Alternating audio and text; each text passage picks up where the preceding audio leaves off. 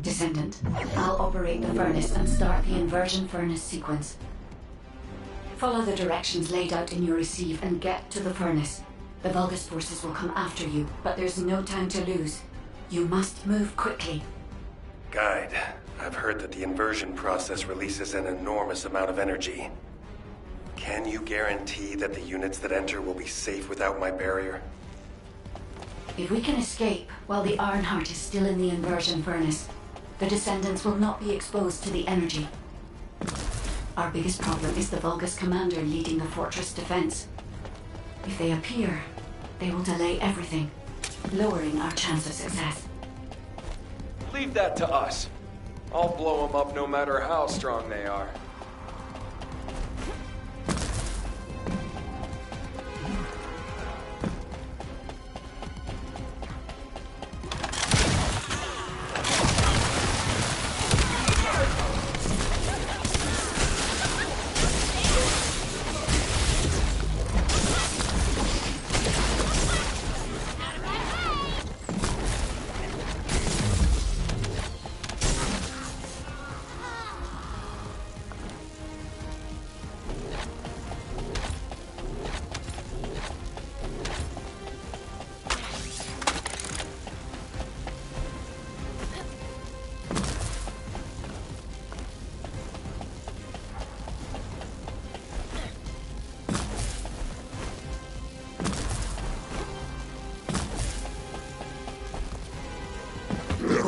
The furnace.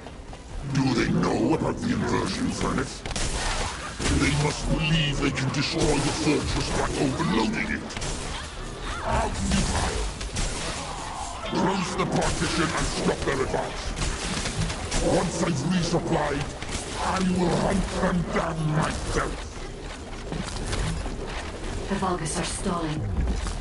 We can open the partition by disconnecting the power. Fortunately, they are unaware of our true goal. They believe that we are only here to destroy the fortress. However, if Jaber's jamming signal is disrupted, they will discover everything. We must complete the operation before that happens.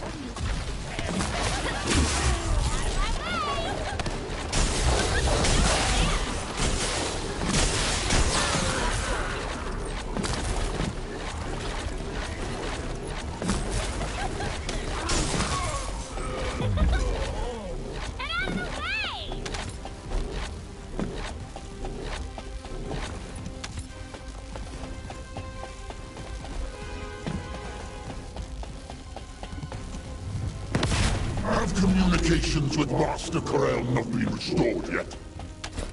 There's no response from Agios either. However, Master Corel doesn't need to know why the scum are headed to the inversion furnace. A dead descendant says nothing.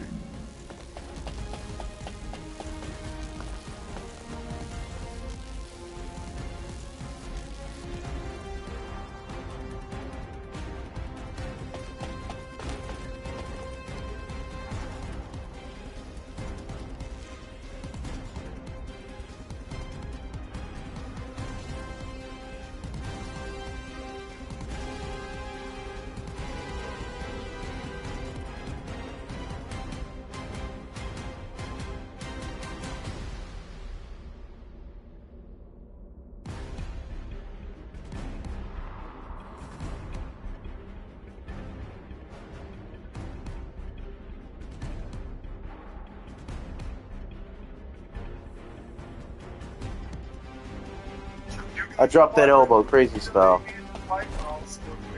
Well, yes, this actually is rescue chambers now. We're about to get to the bees. I also rescued a beehive. Huckleman's also doing a little bit of conservation work with these bees. I actually rescued a beehive that was in my pastor's yard. At this point, I don't even know what branches are still holding on to this. To the It's been Ironheart years lab. since old Uncle Ben took We will an apiary fight the class blasting Descendants bags there. out of my hive here. Hold on. Let me cook. Look to me, cook. In battle. What's this cool? I'm just taking it home.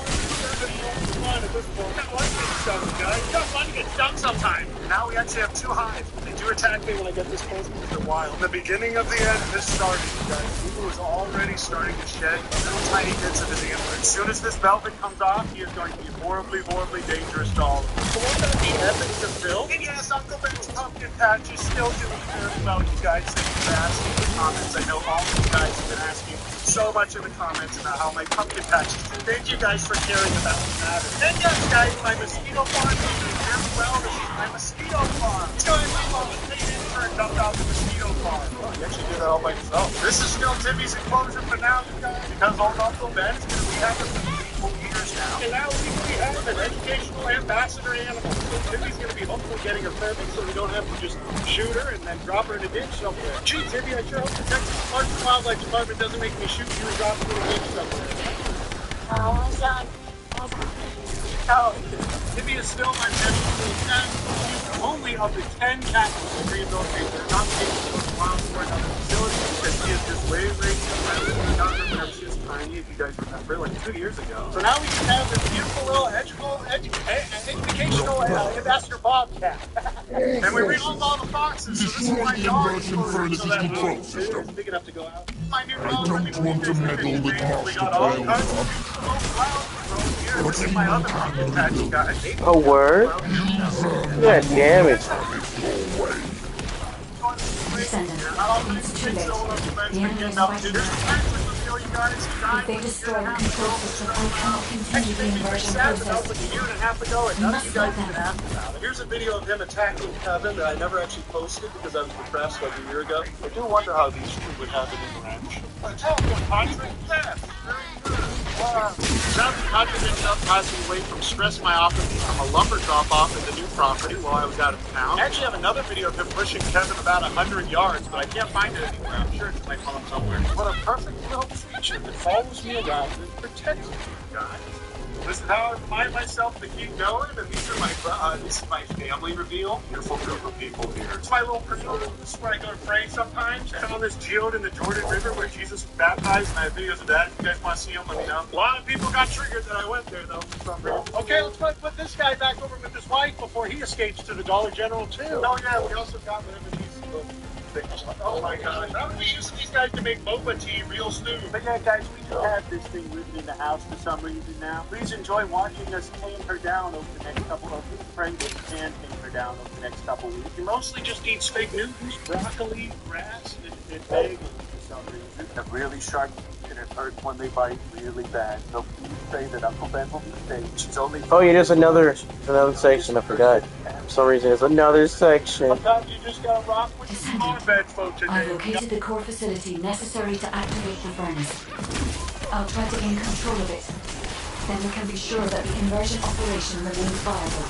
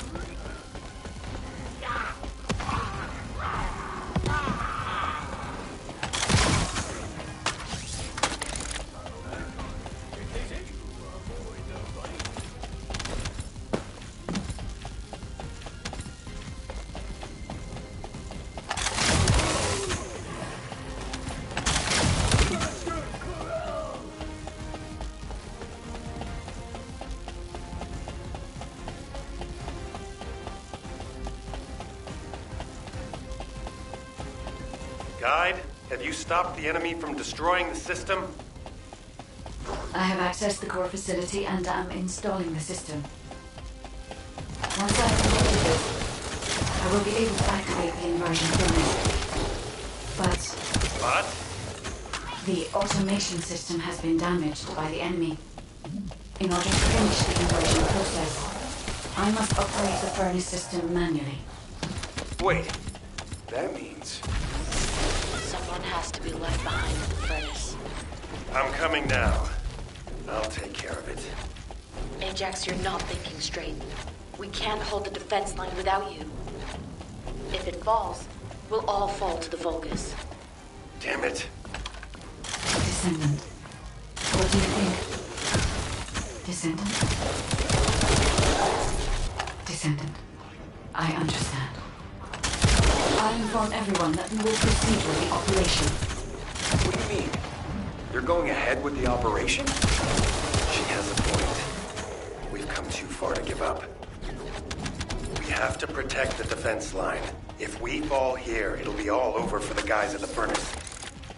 We'll really have to steel ourselves for this.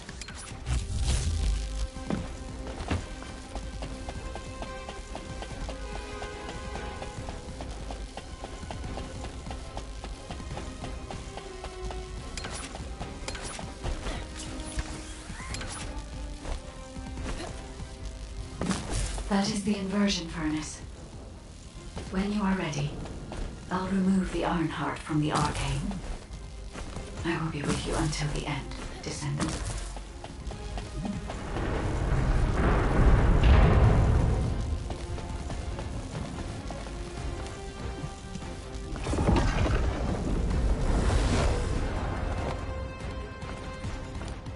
Inversion sequence activated.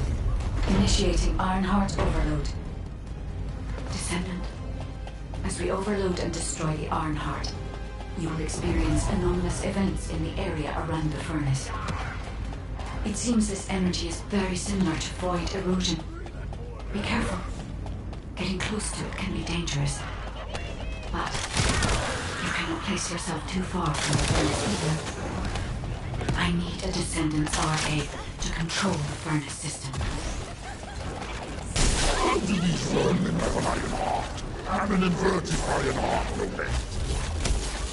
All units, stop the inversion furnace.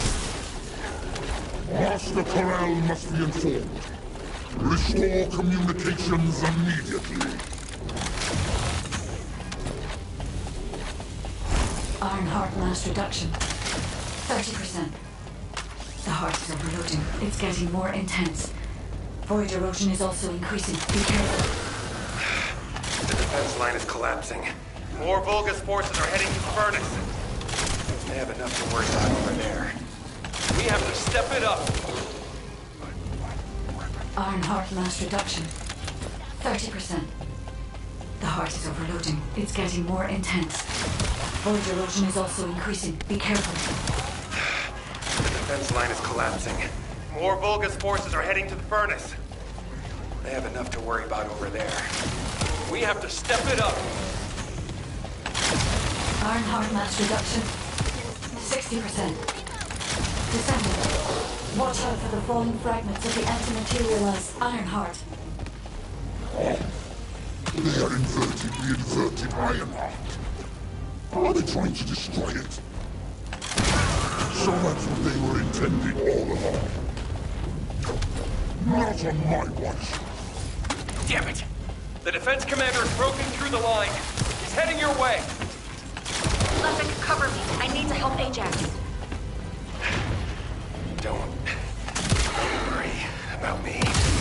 Go help at the furnace. Ironheart mass reduction. 60%. Descendant.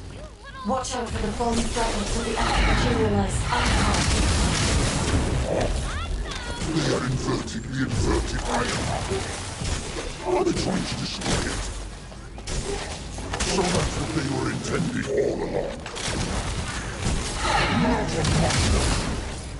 Damn it! The defense commander has broken through the line. He's heading your way. Levick, cover me. I need to help Ajax. Don't worry about me. Go help. Furnace. This is... Yes. I was made for this place, wasn't I? I will protect Master Pharrell's accomplishment. I will go to Clip-Off. Descendant, the Vulgus has activated an emergency shutdown of the inversion furnace. We cannot complete the overloading sequence until we remove this final safety measure. Defeat the Vulgus and deactivate the final safety measure.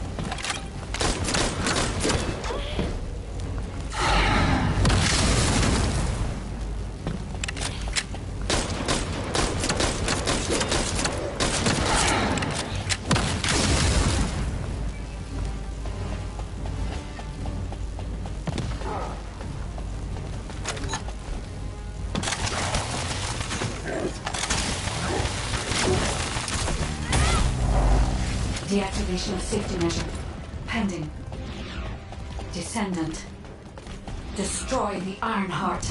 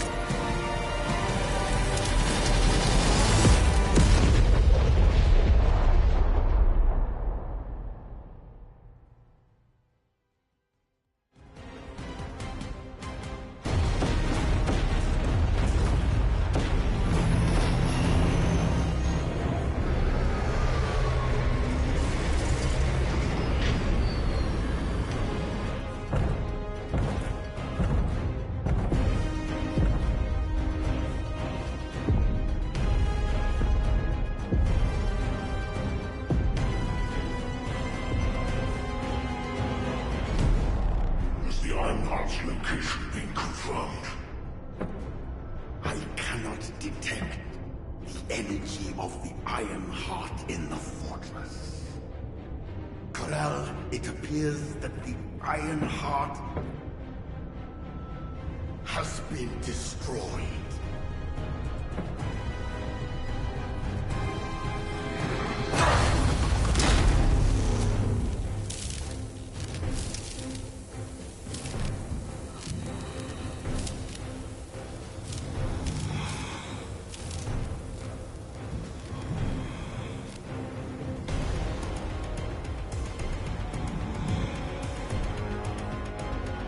Turn the ship around. We'll put it back.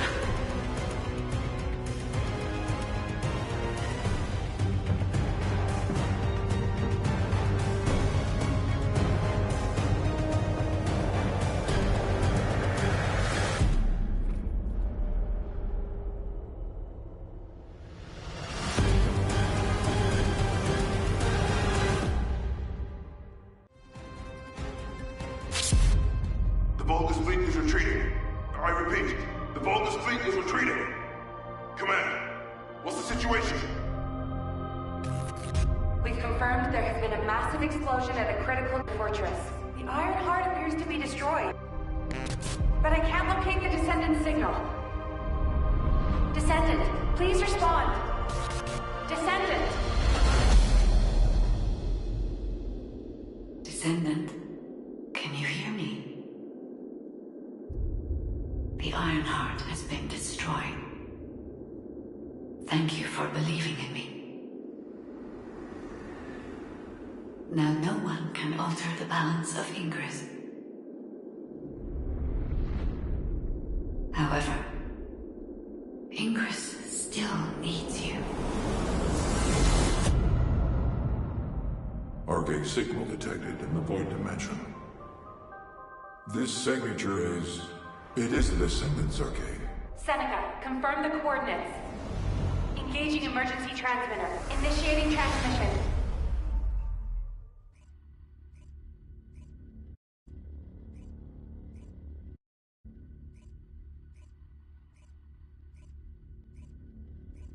Descendant life sign detected. I repeat, Descendant life sign detected. Ironheart destruction confirmed.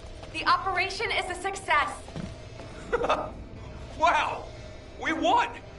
I knew we'd be able to do it. This is definitely one for the books. It'll be perfect for history lectures. The Vulgus are retreating here too! I really thought we were goners for a minute. It's a shame that the Ironheart we used as bait couldn't be saved. Hey, we survived. That's more than enough.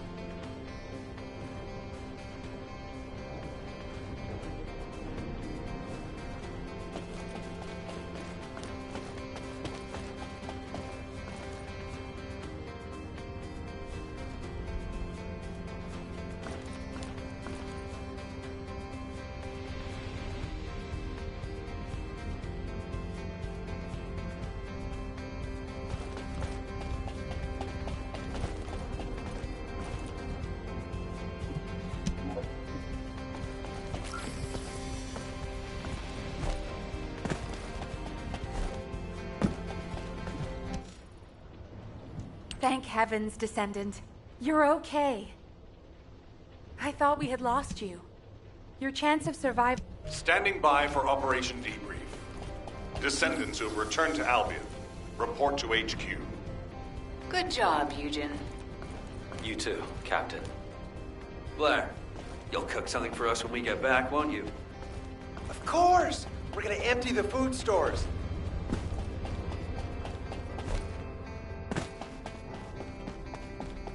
There isn't much time. We have... Good job, everyone. No. You have completed one of the sacred missions of the Ancestors, Descendant. I'm so proud of you. However, there is something I must tell you regarding the destruction of the remaining Ironhearts. Come, Descendant.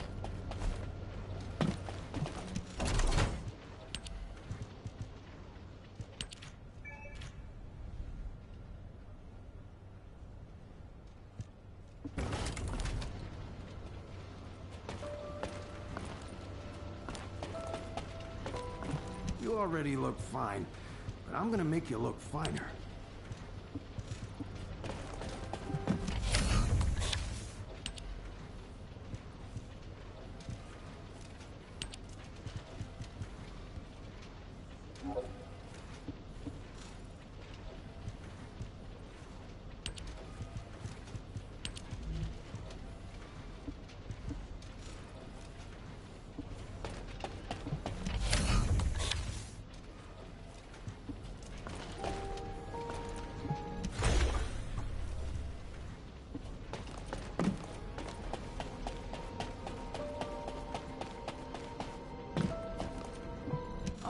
Special human child.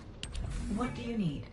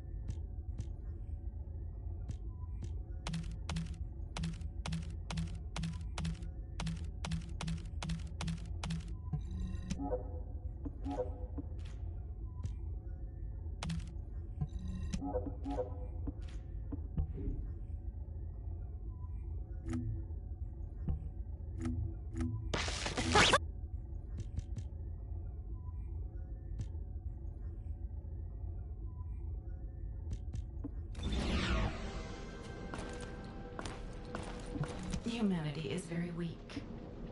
That's why humans need us so desperately.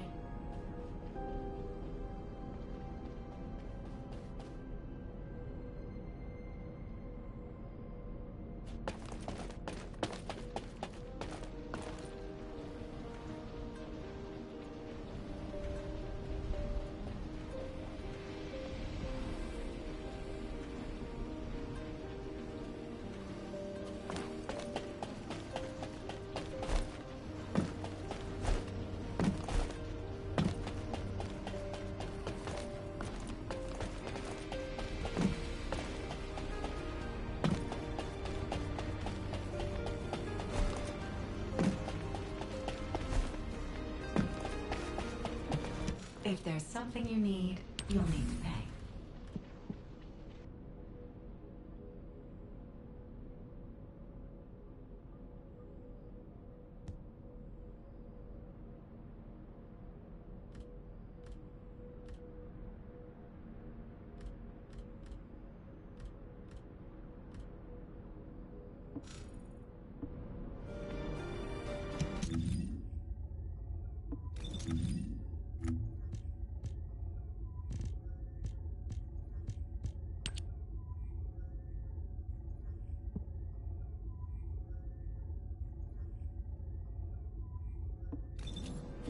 Now what do you want? Go on, I'm waiting.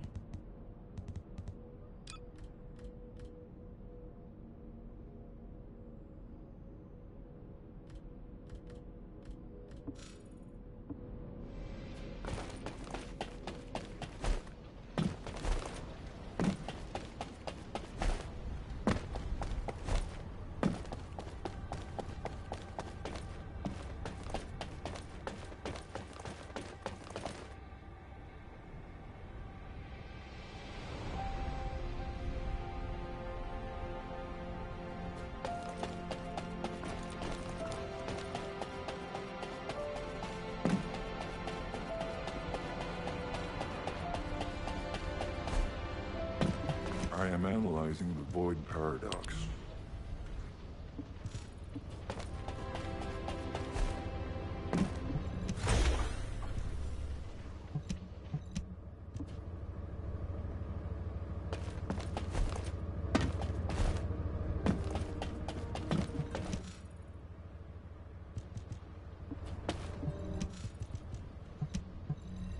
Ah, Bunny, I've been expecting you. Thanks to you, we've been able to recover a good number of files and materials. And since we...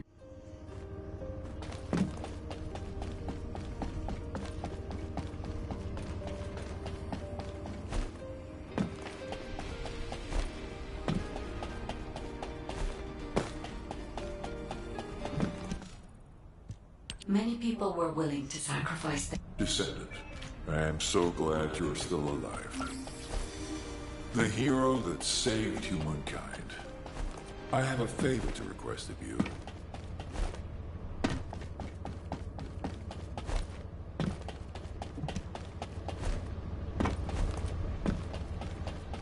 Are you ready to undertake? When I located your RK signal in the void, I would...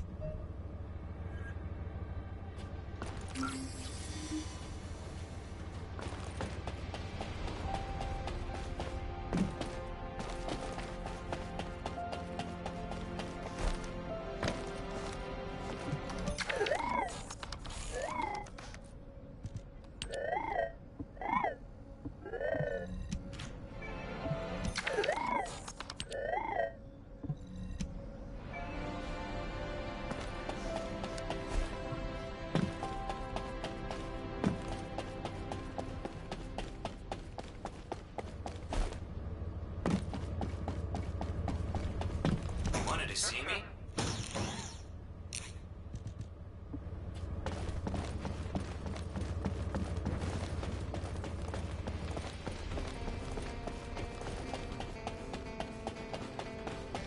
If it's new research. Descendant. I have heard that humankind is...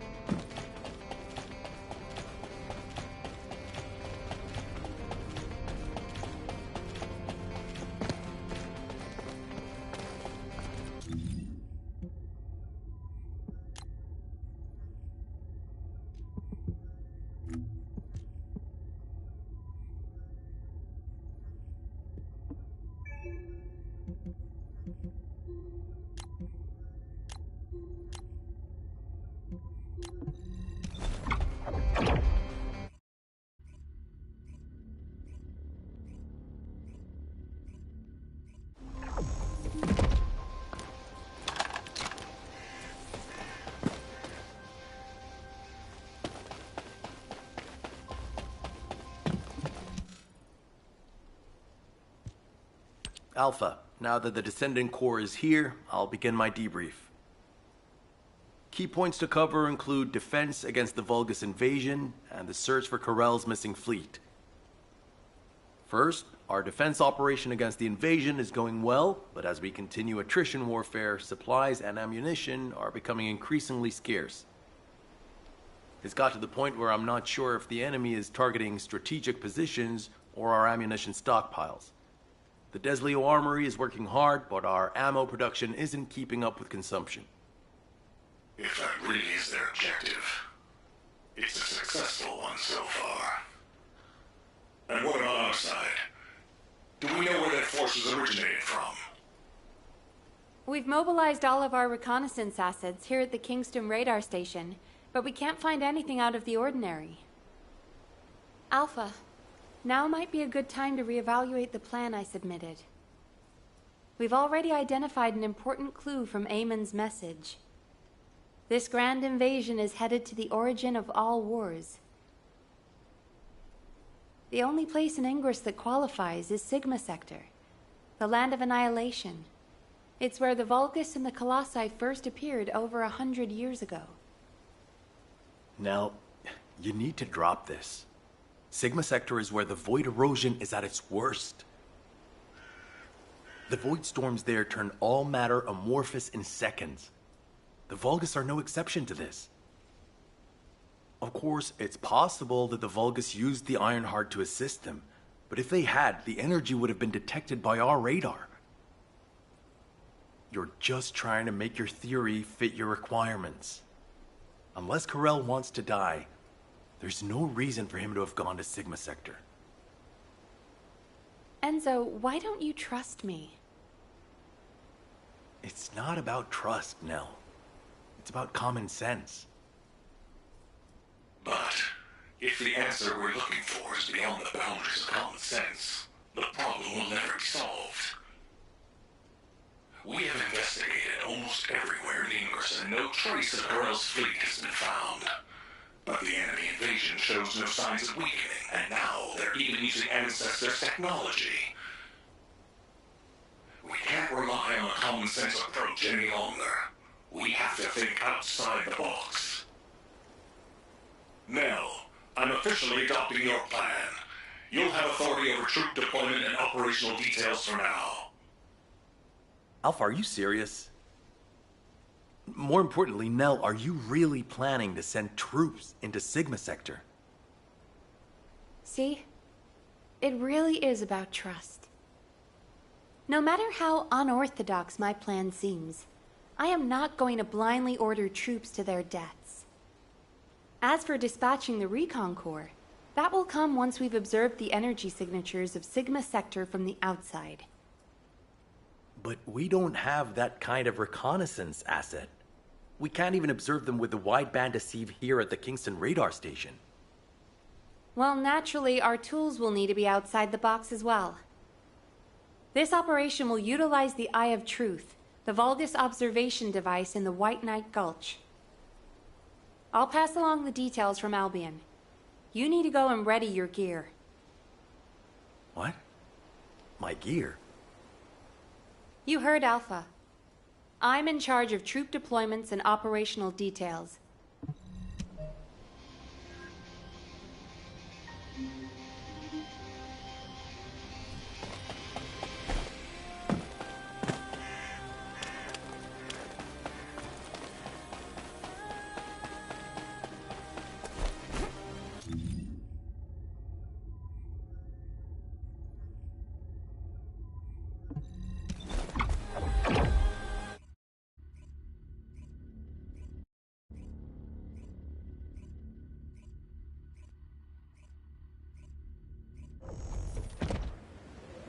I have seen everything.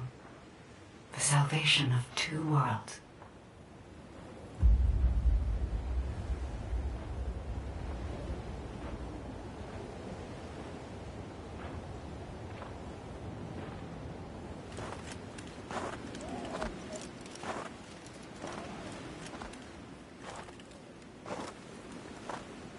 Descendant, you have destroyed the Ironheart and preserved the balance of the dimensions.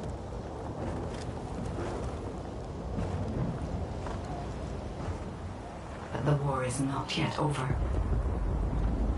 Corel has vanished with the remaining Ironhearts, and we do not know where he might have gone.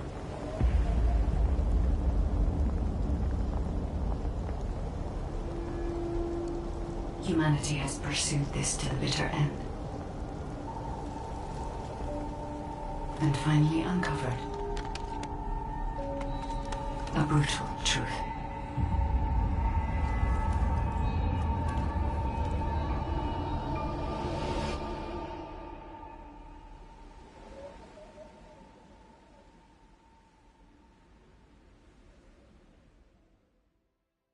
Descendant, this mission will require all the strength you have.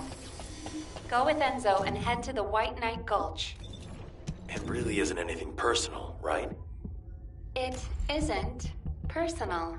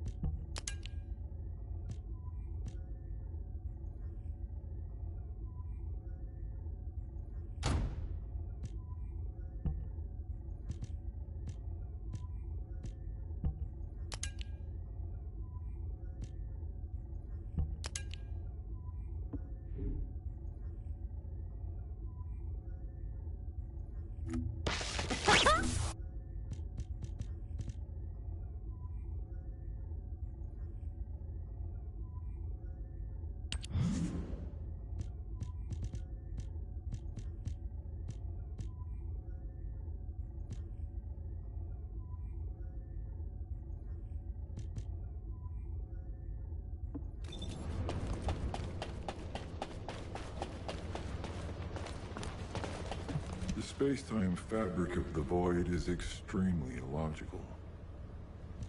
I'm sorry that our meetings are always as the result of bad news, Descendant. But this matter... You need information about the Colossus. I'm pretty busy. Good. You're here. I've just received the... Nell, I'll pay for the suit. Can't we keep this a secret from the military police? I don't want to do disciplinary training again. It's not about the cost, Bunny. It's about the unauthorized use of ultimate equipment in development, which is a serious military offense. All right. If this mission is successful, I'll let you off the hook. I'll do it. I'll do anything. Just tell me.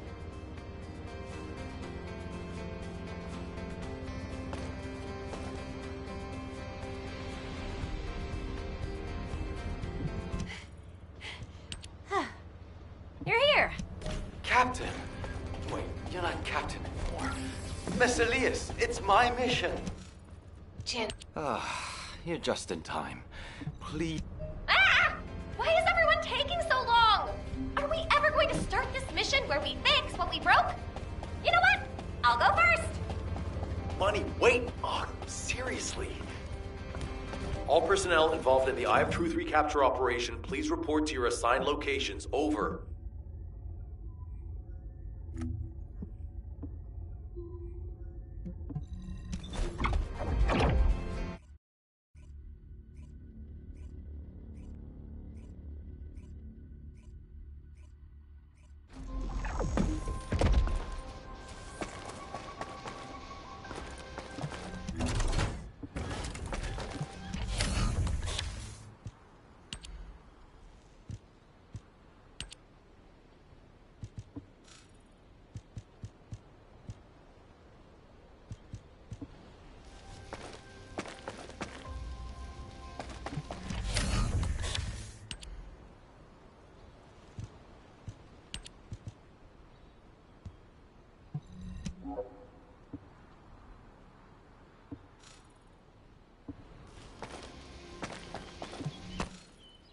Damn, I was in such a hurry to leave, I forgot some. To restore the Eye of Truth, first we'll need to find organic matter to feed the Vulgus biostructure. We can find some in the Fortress Control Facility and from samples of the Vulgus. I need plenty of it, so I'll need your help. I'm going to scout the perimeter in the order of the fortress to see how many of them there are. And I'll get to test my ultimate performance while I'm at it. Yeah, you're the right age to be running around. Let me know if you have any trouble, Bunny. I can help you.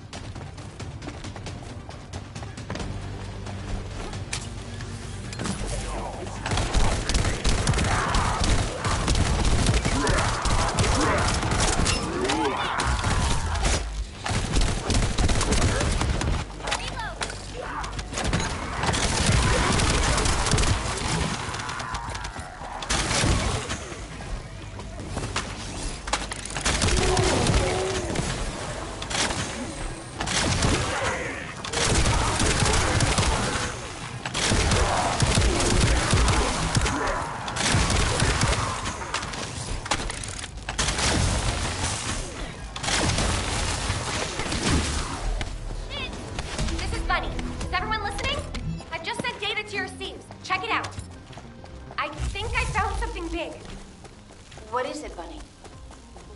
You'll know when you see it. Quickly!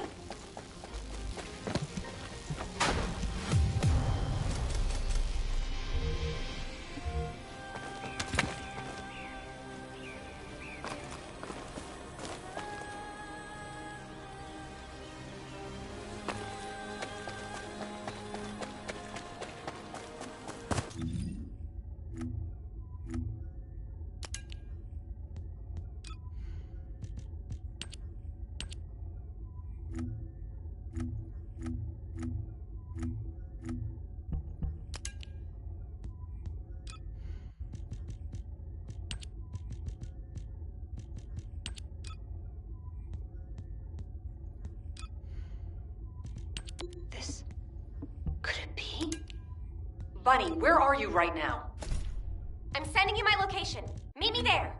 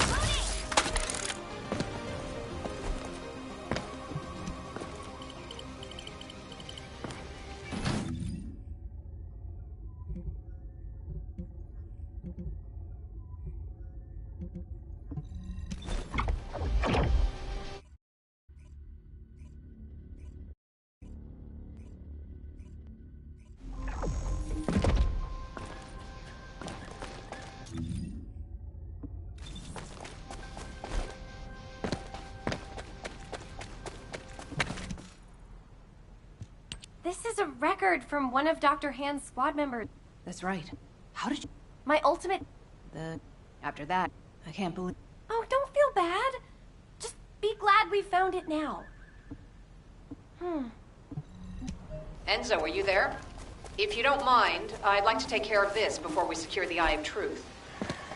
Well, since I haven't connected the bioscanner yet, you can go ahead with some basic investigation, as long as you don't go in too deep. Okay, that's good enough for me.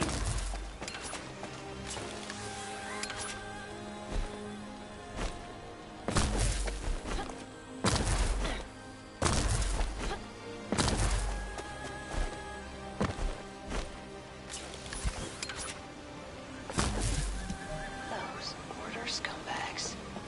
I can't believe they did this. Come to my location.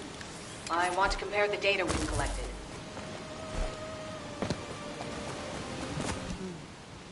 Talk to me. Just as I suspected. Wait, don't you think you're pushing yourself too hard? We need to get out of here or we'll be in real trouble. If we're cut off in a place like this... You head back, Bunny.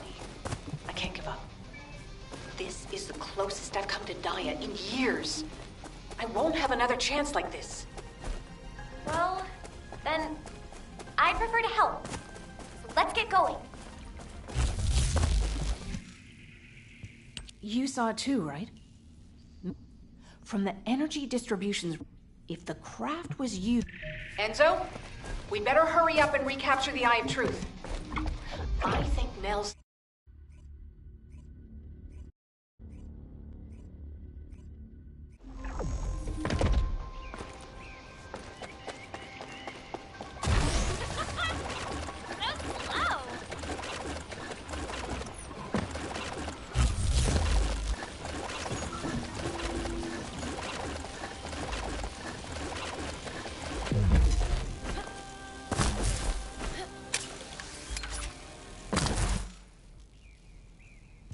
Glade, what is all?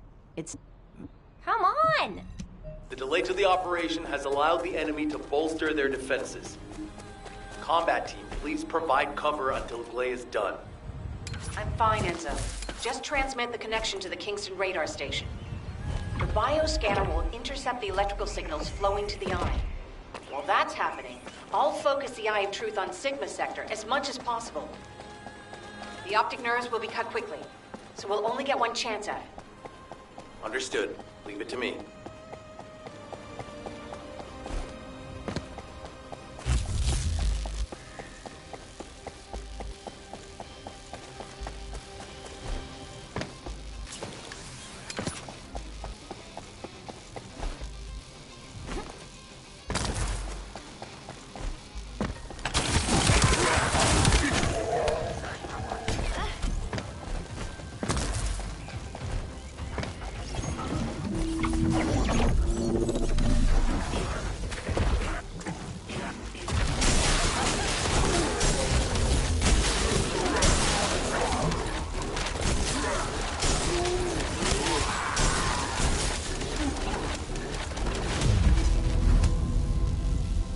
Enzo, I've connected the optic nerve to the biomonitor. Can you check and confirm? Signal received. Eye of Truth reactivated. I don't believe it. All the data matches. We're picking up Vulgus responses and RK signals inside Sigma.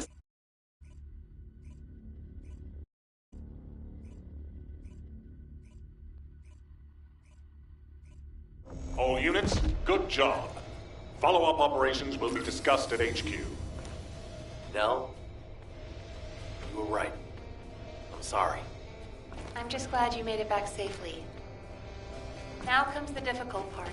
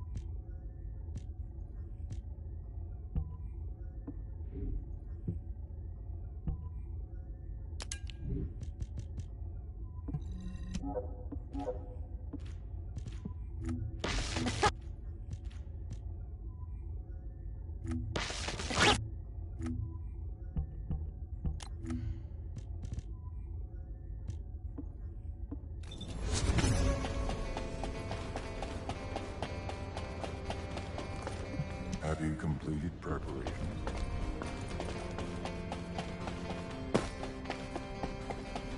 Got a question about the I honestly don't know what to think. I've never had so many... Harris, what's the status of the tactical transport? Well, if Dr. Elias could lower her weapon, I might be able to focus a little better. What? What does that mean? Stay back, everyone. Nell, Transport 7 is ready to launch. I'll be handing over transport control. Overhauling all the Descendant! Are you really going? Hold it right there.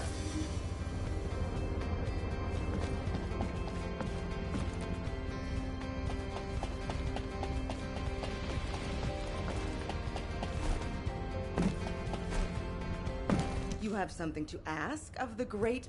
Wow. Sending a person in... That scared me half to death. If she'd gone on a... Now, you know what I'm capable of. Descendant Corps, this is HQ. Your tactical transport is cleared for takeoff. Operation Sigma Sector is go. I repeat, Operation Sigma Sector is go. It's time. I'll move out first.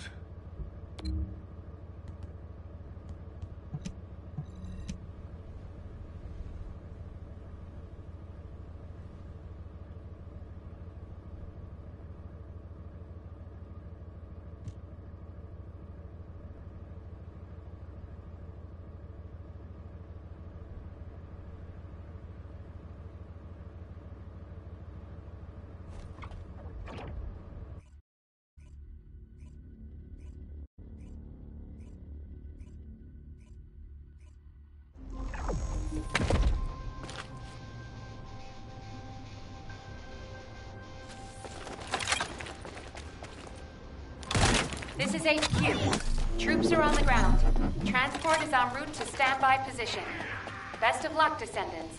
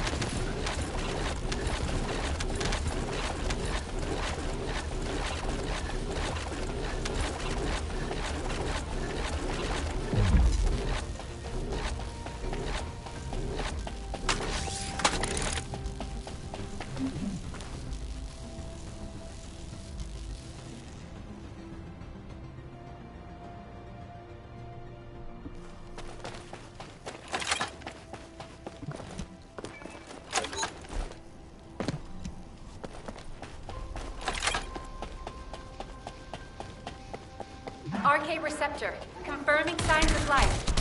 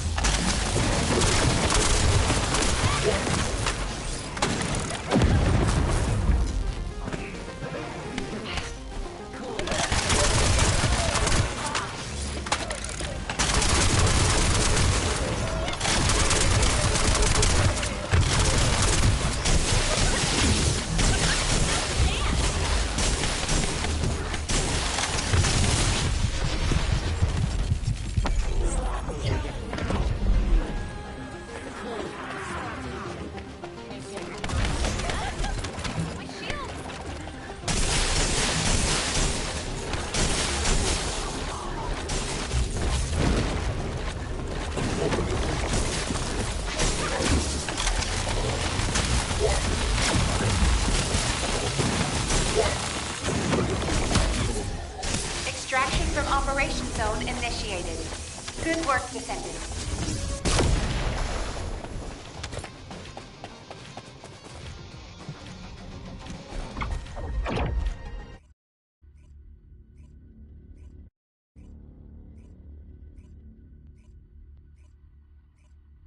Descendants, thanks to you, we have gathered extensive data on Sigma Sector. The Medical Corps has also made significant progress. Please come to HQ and I will share the information.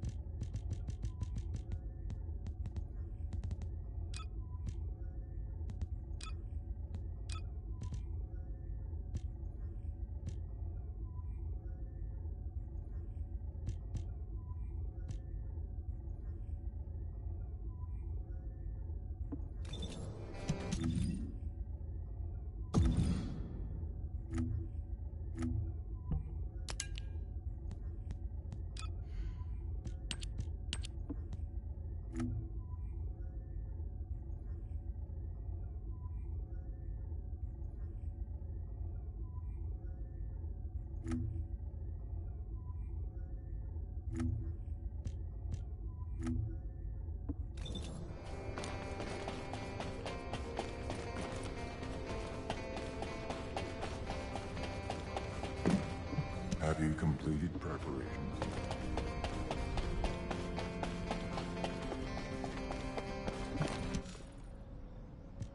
Good to see you, Descendant. Instead of listening to me explain everything,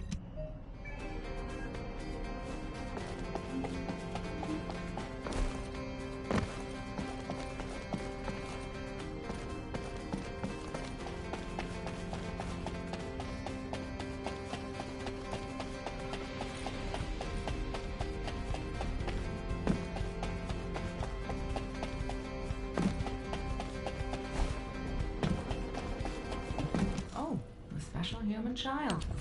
What do you need?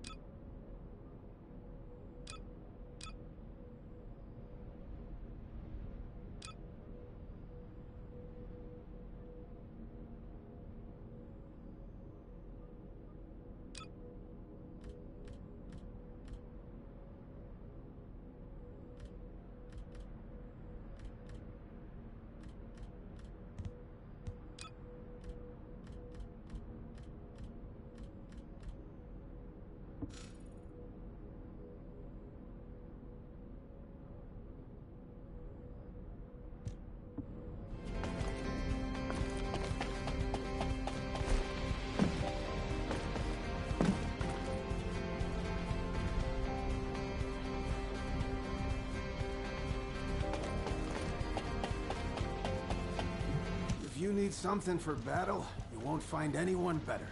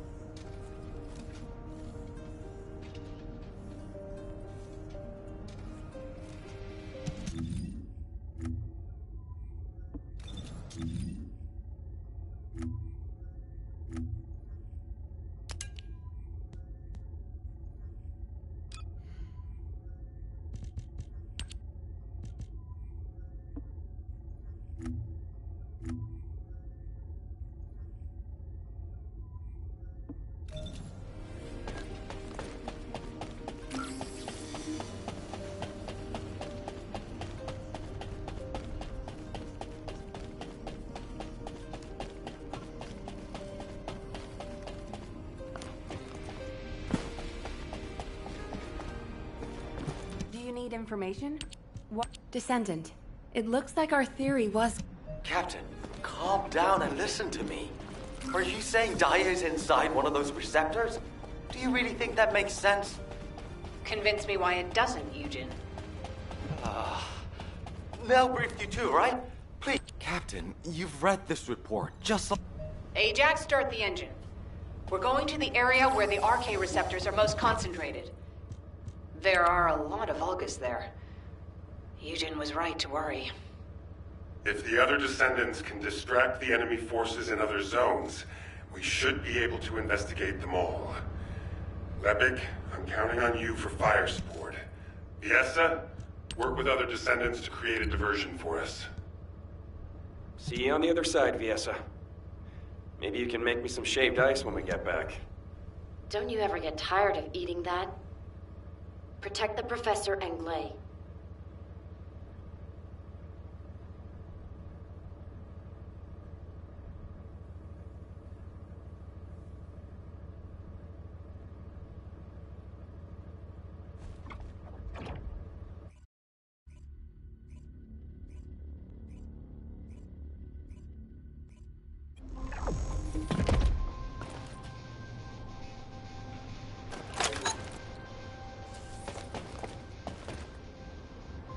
Descendant, confirm arrival at the operation zone. Proceed with caution.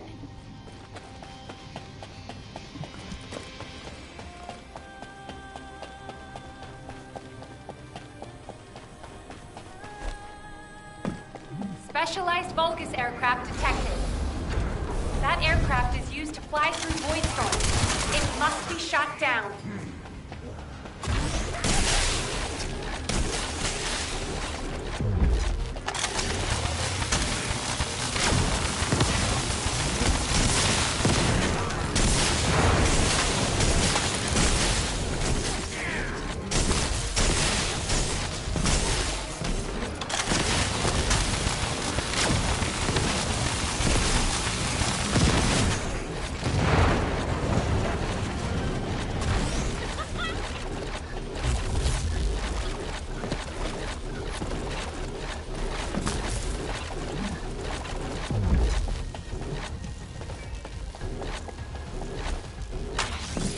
This is HQ. Enemy reinforcements incoming. Requesting strike on staging area.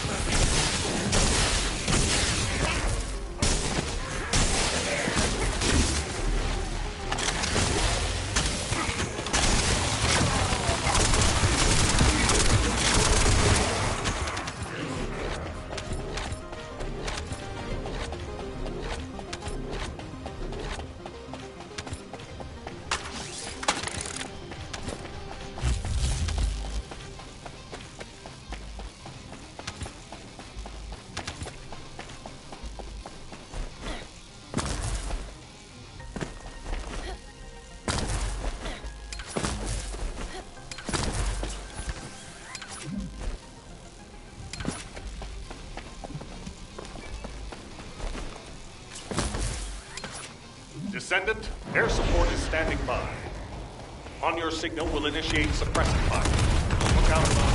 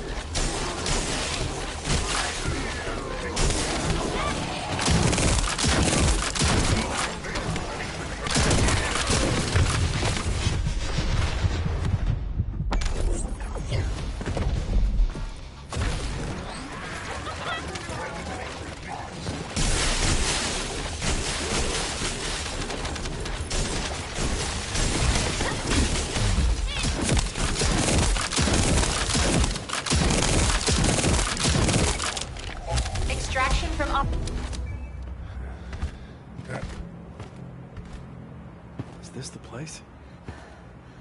Oh, yeah. Lay!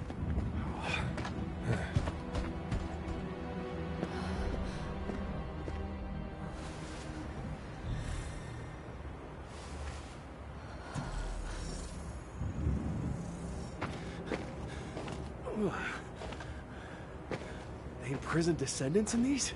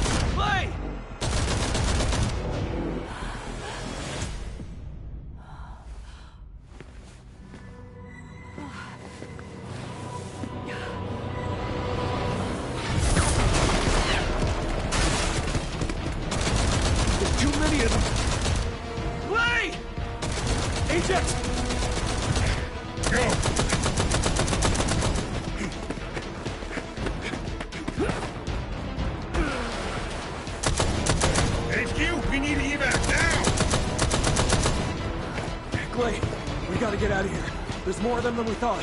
Clay, are you listening? We gotta go now or...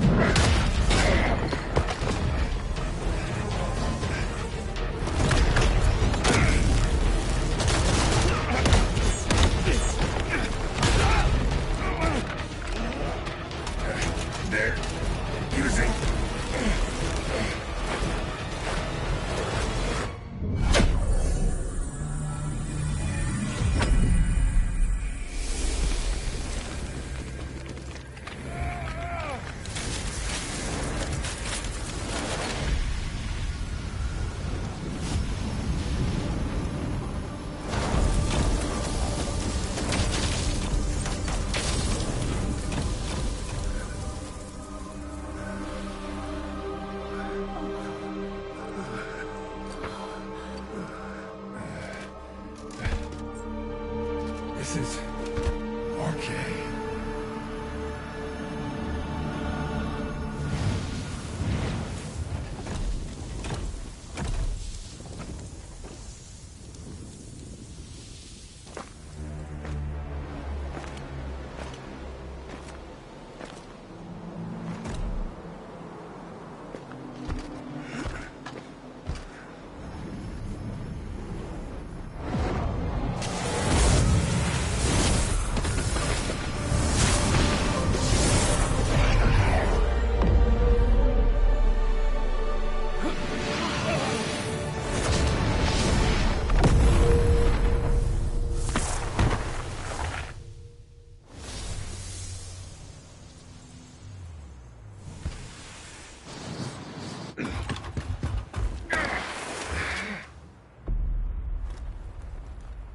Yo, who is this baddie? Hold on. Who is this baddie? Whoa.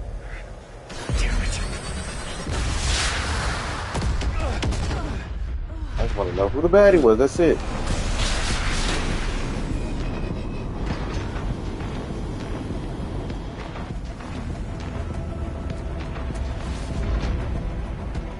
Hurry up!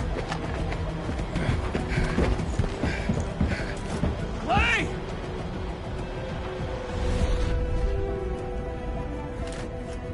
Oh god, I love her. I love her already. She's supposed to be the villain. Come on! There's no time!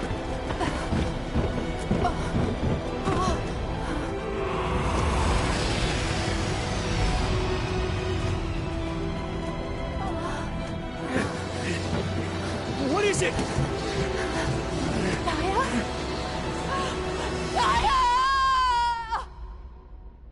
Ooh.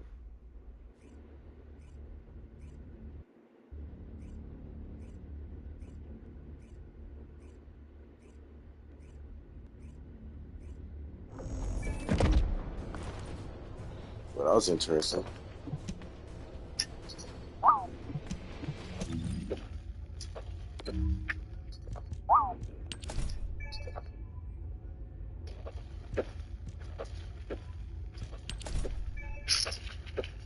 I want to take those glasses off her. I really do want to take those glasses off of her. What can I say? I really just want to take those glasses off of her.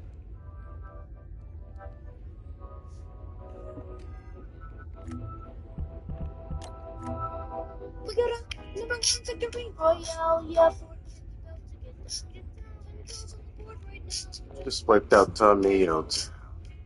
My friend has gone down.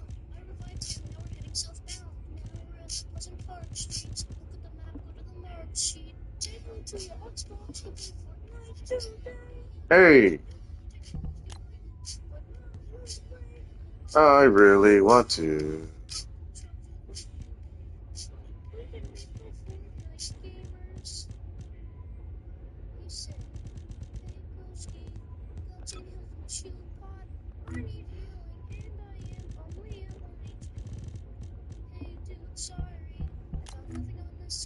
Man, I'm just over here trying to figure out what to do here. I get access to all. I don't have access to any of this stuff. You know what? Fine, that works. Who wants this? There.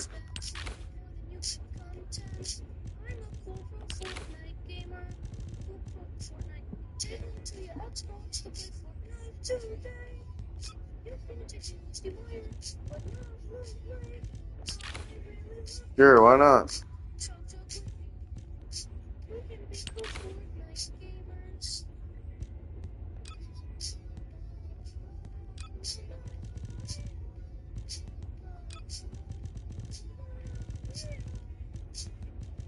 Like, there's so many good ones, man. And you're telling me I can't use any of them? Oh, God. Nah, let's stop. Let's stop coping, man. Where are we, Adam Copeland? The answer is no, we are not Adam Copeland. A survival horror game where a bunch of weird monsters have invaded your apartment, and for some reason you don't have any pants. You know, this game was created by the creator of two other games I played, which we were lacking Obsession and Affection. So, of all the games they made, this would be the last and most recent of their horror ones. It was a night like any other. I was really awakened by the pumping of the all the usually I ignore and try to see past it. But I was pretty annoyed about on this particular night. God damn it. It's 3 in the morning. I'm going to give him a piece of my mind.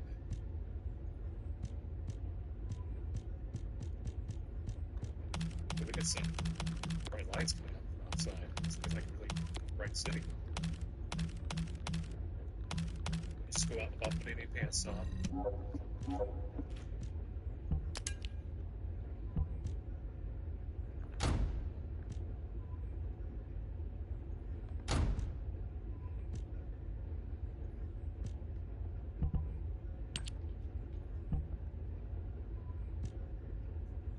How far is my neighbor anyway?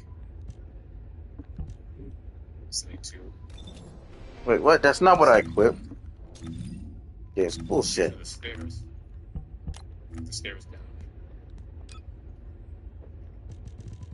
We're just too good for some elevators. I'm taking the stairs. What's this? And again, it could have been the No other head. work, and I just like skipped it out of scripting. It's a gun. The blood around here does scare me a bit. Oh. I'll take it just in case. Wait, what's this? Oh, it's hair dye? There's a sloppy noise. Yep, still useless. Yeah, so the elevator was useless after all. I guess I just must have like broken elevator sets. And there was a zombie.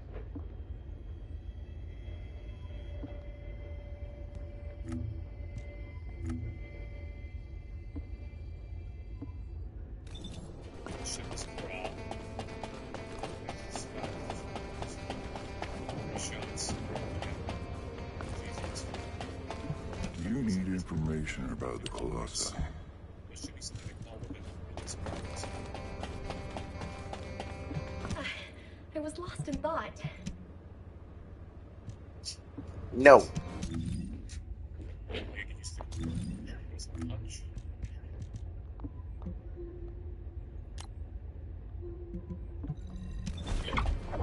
Okay.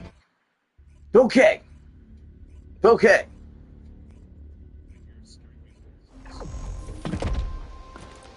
Okay.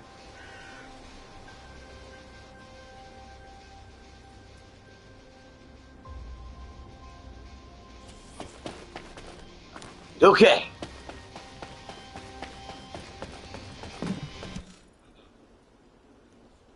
Okay.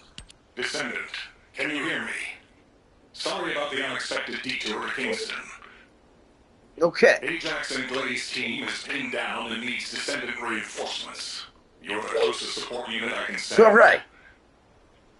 They say they rescued someone from an RK receptor who appears to be a Descendant. Nell is going to question this unidentified individual. It'll be a confusing and difficult situation for everyone. But I'm most concerned about Glay.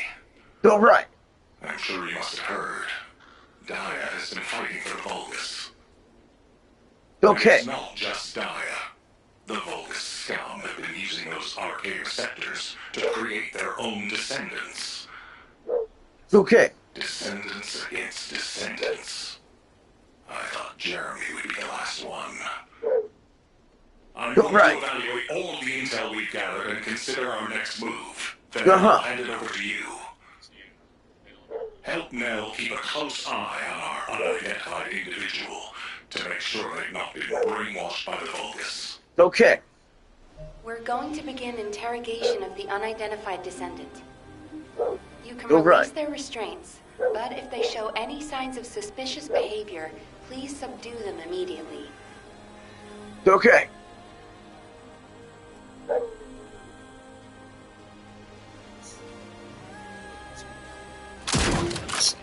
Oh, that's a shotgun. I've always wondered what's inside a rattlesnake We don't have much time, How does it so I make will get sound? straight I to like the one on the left Descendant, more. They weren't please check on like Glay rock while I walls. obtain access permission for Serena. Glay may Look require inside. first aid. There are a bunch Please of see small to it. bits that none of them to make sound. But I was wrong. There you are. Sorry for all. All done. Serena's DNA has been registered on the RK transfer pad. All units, report to HQ on your return to Albion. Now, I'll send a transport for you. RK transfer. What? Look! Look! Look! Seems off. It seems like the rattle has become a part of this one is made up of 6 different sections. Every time the rattlesnake sheds its skin, a bit of skin is left at the end of its tail. This bit of skin is added to the body of the rattle. That's how the rattle works. These rattles The success of this operation. Damn it. Oh, I didn't. Alpha, wouldn't Kyle be the best person to teach Serena how to use an Asif terminal? He makes it so easy to understand. So, this is how you click, Luna. Well, the lady might freak out if she sees you. So, I guess I should go. Huh? Your magnetic tin can suit will scare her more. No. Wait. What is this? Is it real? Hello, Serena.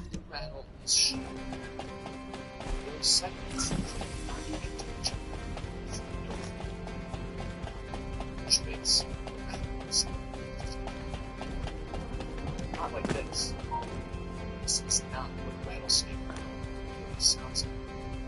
Because rattlesnakes can shake their rattle much faster. Descendant, I have I'm sorry, but I already knew that it would be difficult to repair Daya's DNA. But surely you must have also realized that I have no intention of giving up. Captain! Wait! That's how rattlesnake works. Insect.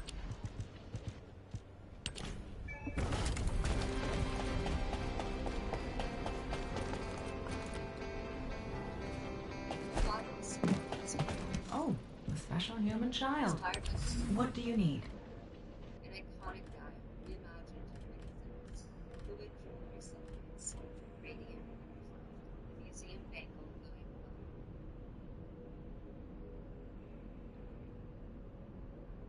Hey everyone, this is Manly Bandits here, and welcome to The Hole, which is a horror game. Today we're going to be taking a look at a movie named Caged, with Caged being the perfect way of describing what should have happened to the director when he decided to make it. Not for the fact that the movie is particularly egregious in any way, or for the fact that it sits right on the line between being boring and slightly more boring. Don't get me wrong, all for subpar expectations. My entire existence is this game. It's just when you cover so many it's not enough to be realistically to be Keep it short.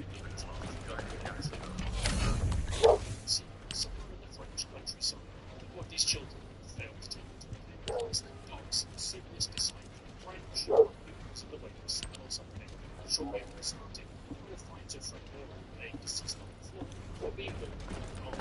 I noticed that there was like something it's been smashed up to pieces, and since it had 20 years, I've seen it. She delivers a baby somewhere in Slavia. She's a big one. She keeps a bucket and take a picture of the so, she's a volunteer. Jin, are you going to try and stop me again? The Red Arms. They've been guiding us all the way.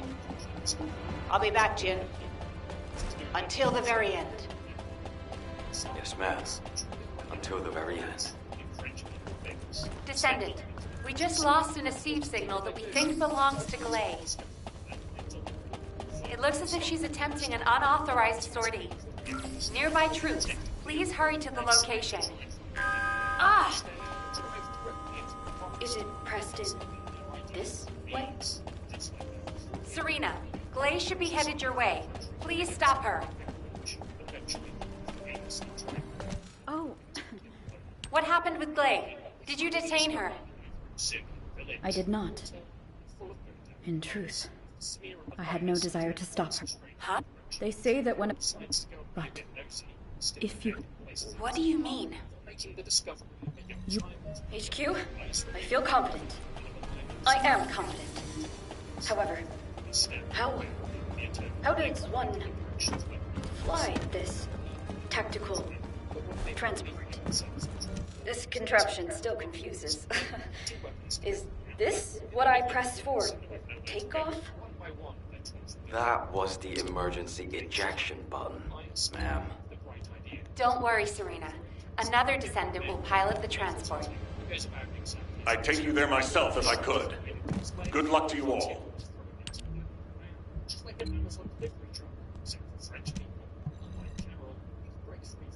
Hotels.com is where you go to choose from hundreds of thousands of hotels, and their rewards on every site. It's exactly what you mean. Unlike Carol, you can break free from your own cage thanks to today's sponsor, Free Cash. Free Cash, as simple as that. Also, you're the tourist. To be released, but the men speak a language that they don't understand. They're the worst thing possible. Foreigners. No, this is worse HQ. Actually, Serbians. They tase Samir as he tries to save his friend from the hands of these bloodthirsty people stealing men, and begin tearing Carol's clothes off as Samir is convulsing on the floor, powerless to help his friend. Eventually the men do stop, and Bruno enters the room and asks them to stop, but this isn't your average happy Dr. Mike type of doctor. Instead, this is your clinically depressed Serbian doctor who isn't exactly in the business.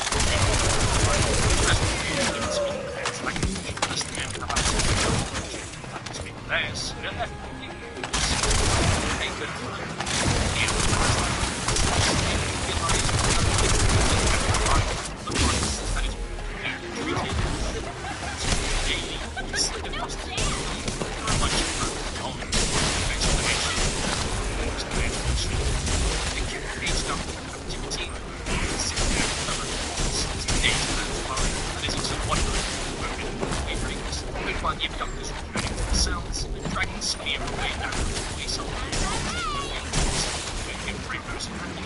sometime later, followed by the sound of Sophia's echoing screams coming to an end, and then back up the way, camping multiple walls.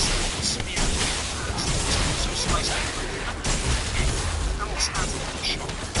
Honor is the second lightest person she's seen in the lab. Eggs, after watching Sophia being big back. It's later, Carol finds such a realization that they kidnapped the harvesters on their sweet, juicy inside things.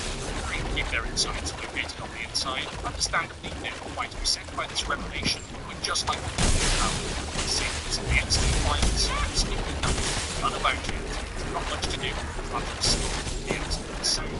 They stop morning, realize that herself is infected. Because she's incredibly lucky, they don't work with city orders anyway. Suddenly, she realizes that she's actually in the same location that was created by that model years ago. This being a subtle reference to the fact that she's actually been kidnapped by a race of secret people who approaches the bar.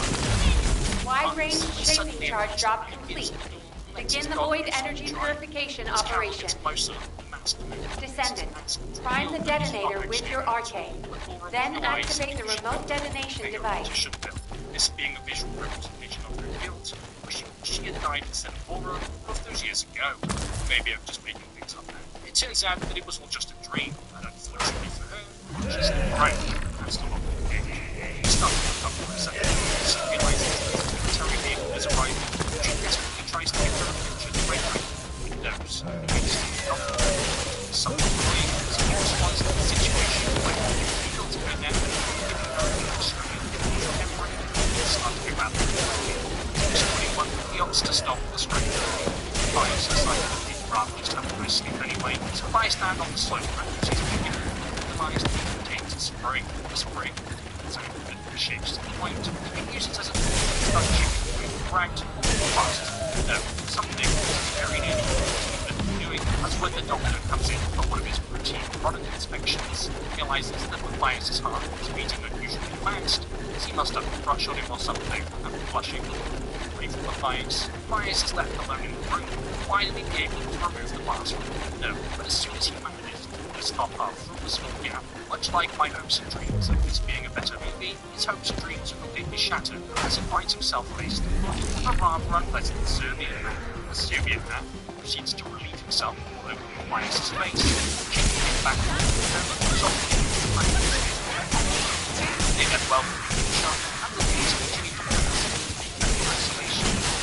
The only thing to keep them company is left to wonder with the both of them might become close to giving up on this just existing. At some point I was just saying to the blind child herself next to her, Matthias telling her she's just having a moment of crazy but wanting to know for certain, being given a new dose of motivation.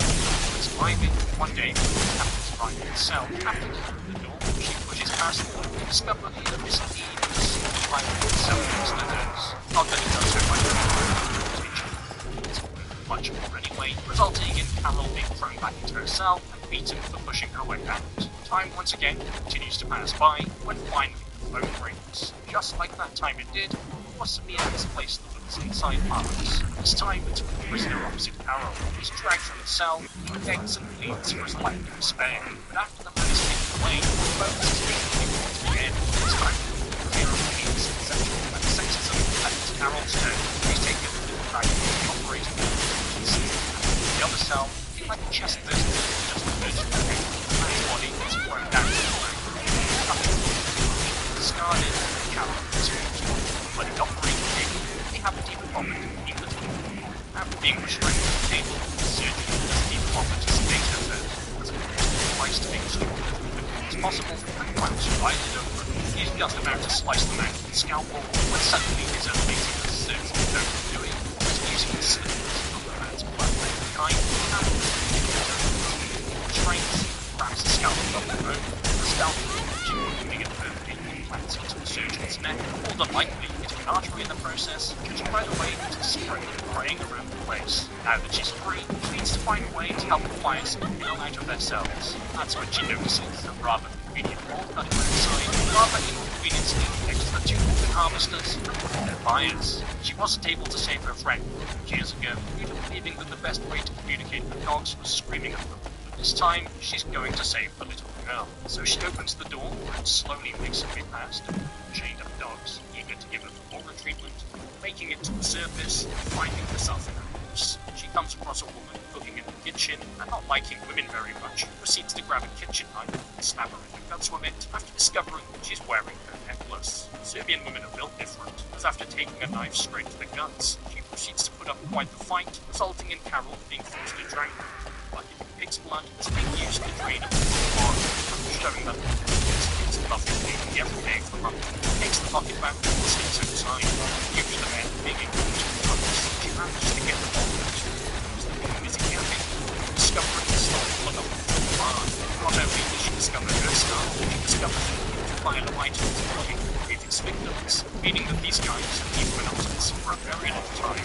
Extremely large body count, they just love to play for herself. After heading back inside the story, Matthias and the girl suddenly want to enter the tables. He realizes that the cells are locked, but with the is able to do anything about it, the fires cracks him over the head with a bolt cutter and cuts his existence from this patch. The trio take the chance to flee and run off into the woods. The fire soon pops when one of the other men discover them. Kitchen, being a bit upset that his lady is dead, he sets the dog free on the roof, so the fire sacrifices himself so the others can live.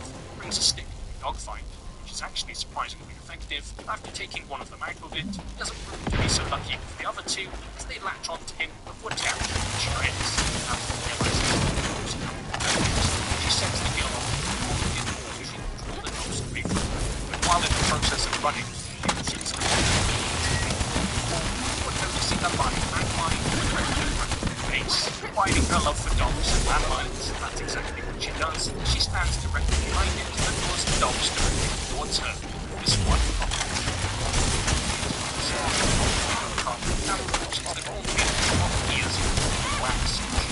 behind her.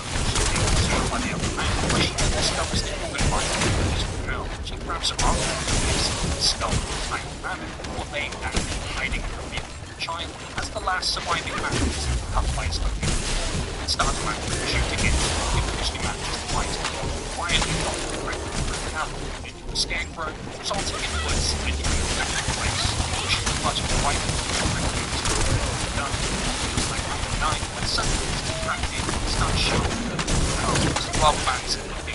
Camel grabs one of the pieces of broken wood, crushes it into his shoe, demonstrating that he still don't have boots as the wood goes right in. She grabs his gun and uses it to hide behind him. While she lays there, he's reaching the king, having a ransom. He's having a problem that's never found by the military.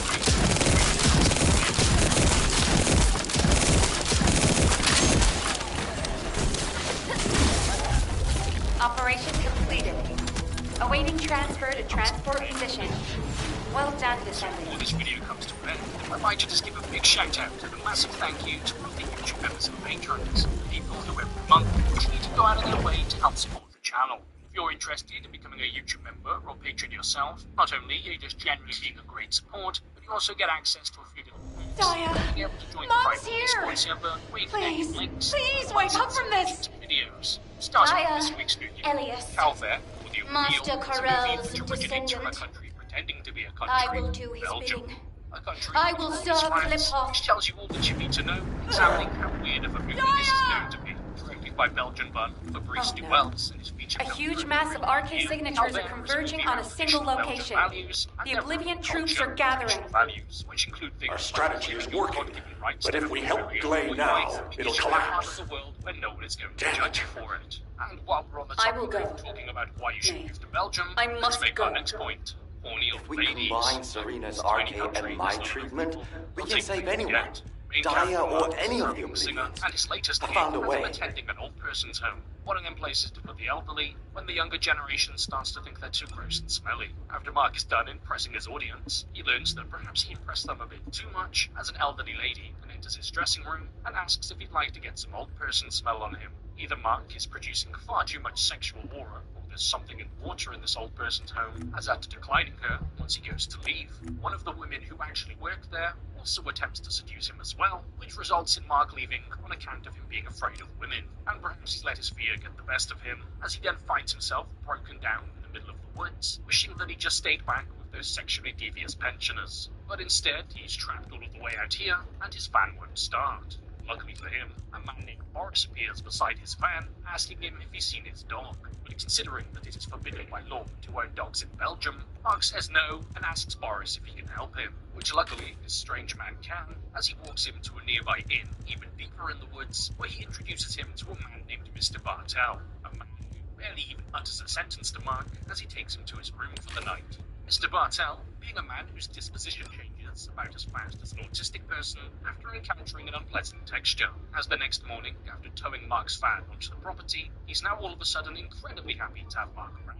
He seems especially enthusiastic about the fact that Mark is a singer, as he explains that he himself used to be a performer, as he would perform stand-up for all 11 people in Belgium. Bartel tells Mark that he knows a thing or two about cars, like they have wheels and make a vroom noise, so he's going to have a look at the van to try and get it working again, while Mark decides to take a walk around the local area. But Before Mark leaves, Bartel urges him to stay away from the nearby village, as the thought of it very clearly upsets him, as no matter how much he tries to hide from it, he can never escape the fact that it's inhabited by Belgian people. Once Mark leaves on his journey to definitely not the village, Bartel proceeds to immediately break into his van and pretend that he's driving it, as he imagines himself as a race car driver.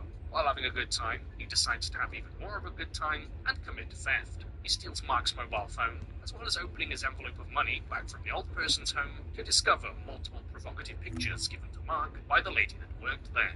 Meanwhile, Mark comes across a nearby barn and decides to go and have a look, where rather unfortunately for him, he discovers a group of men surrounding a calf as one of their friends sodomizes it. But luckily for Mark, he isn't a cow, so leaves after realizing that he isn't in any danger. After returning to Bartel to question him about the way that people pass the time around here, he's told that his van needs a new battery, but they won't be able to get one until tomorrow, meaning that Mark is going to have to stay at least another night, while those people who really like rare steak are still out there somewhere. That night at dinner, Bartel explains that he didn't used to always be so depressed and miserable. He used to be depressed, miserable, and married to a woman named Gloria, someone who was a singer just like Mark, explaining the sudden shift in his mood from the night to the morning after discovering that Mark is also a singer. He's a sad, lonely man, happy to be in the presence of another performer and someone who reminds him of his wife.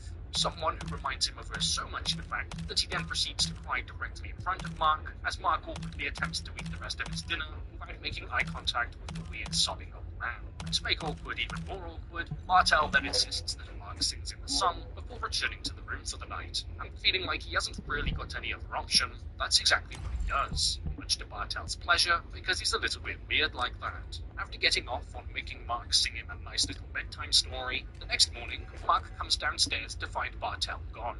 With Bartel nowhere to be seen, Mark tries to use his phone before realizing that it doesn't work, as the wire was never even connected. The very same phone that Bartel was supposedly using the previous day to talk to the mechanic, but in reality, the only people he was actually talking to were the people in his head.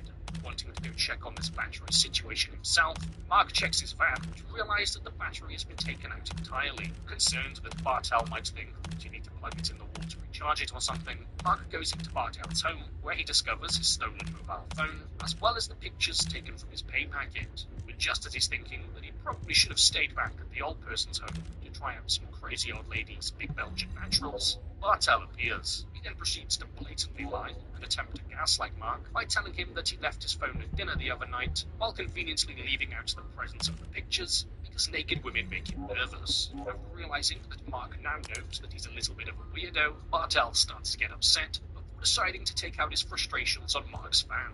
After smashing it with a sledgehammer and dousing it in gasoline, Bartel asks Mark, "Why return if you're just going to leave again?" before hitting him over the head with the car battery. Bartel really should have gone to Specsavers, as he thinks that Mark is his ex-wife.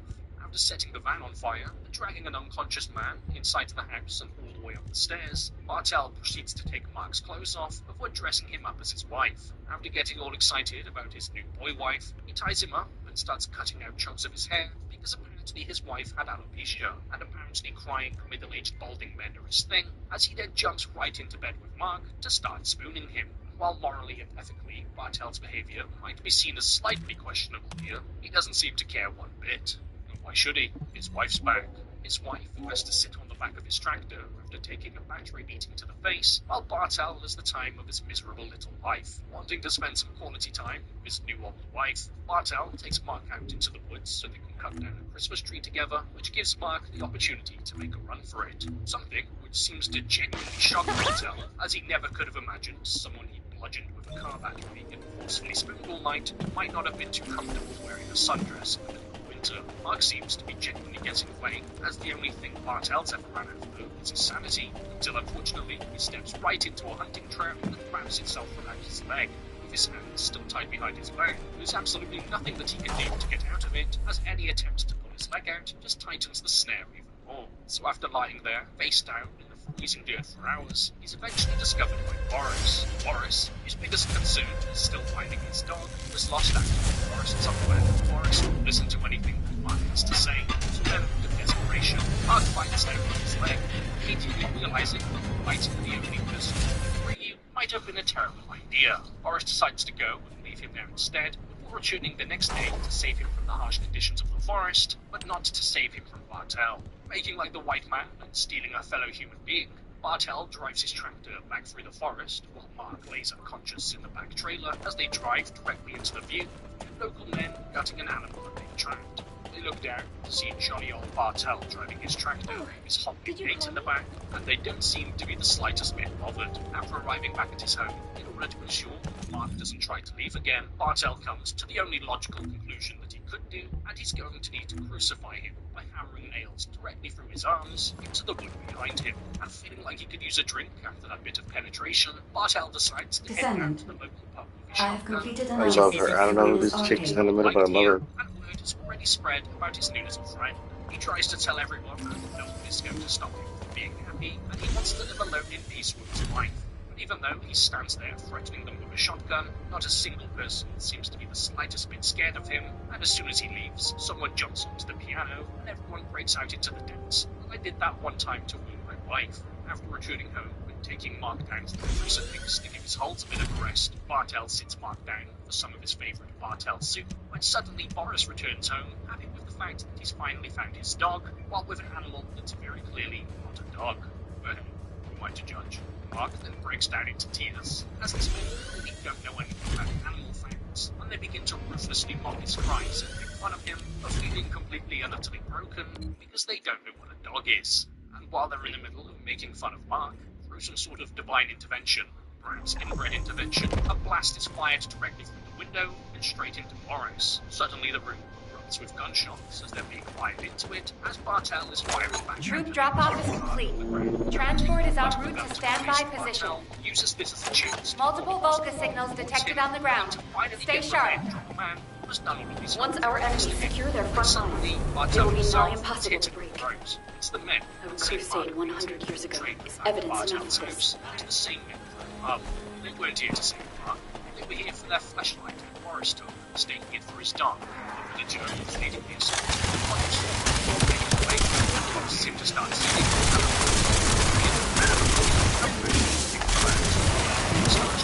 Says, "Why did you come back? Up to you." As he somehow also believes that Mark is Bartel's ex-wife, someone who was once punish Mark for that believing that his mistaking Mark for the farmer. And suddenly Boris, who's still alive, grabs a gun and flies. Bartel, also still alive, using the illusion to his advantage, Mark takes off running as Boris and Bartel dispatch him.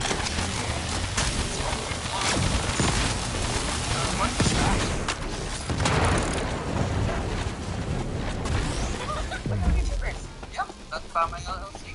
What's it called? Takes off running as Boris and Bartel dispatched him.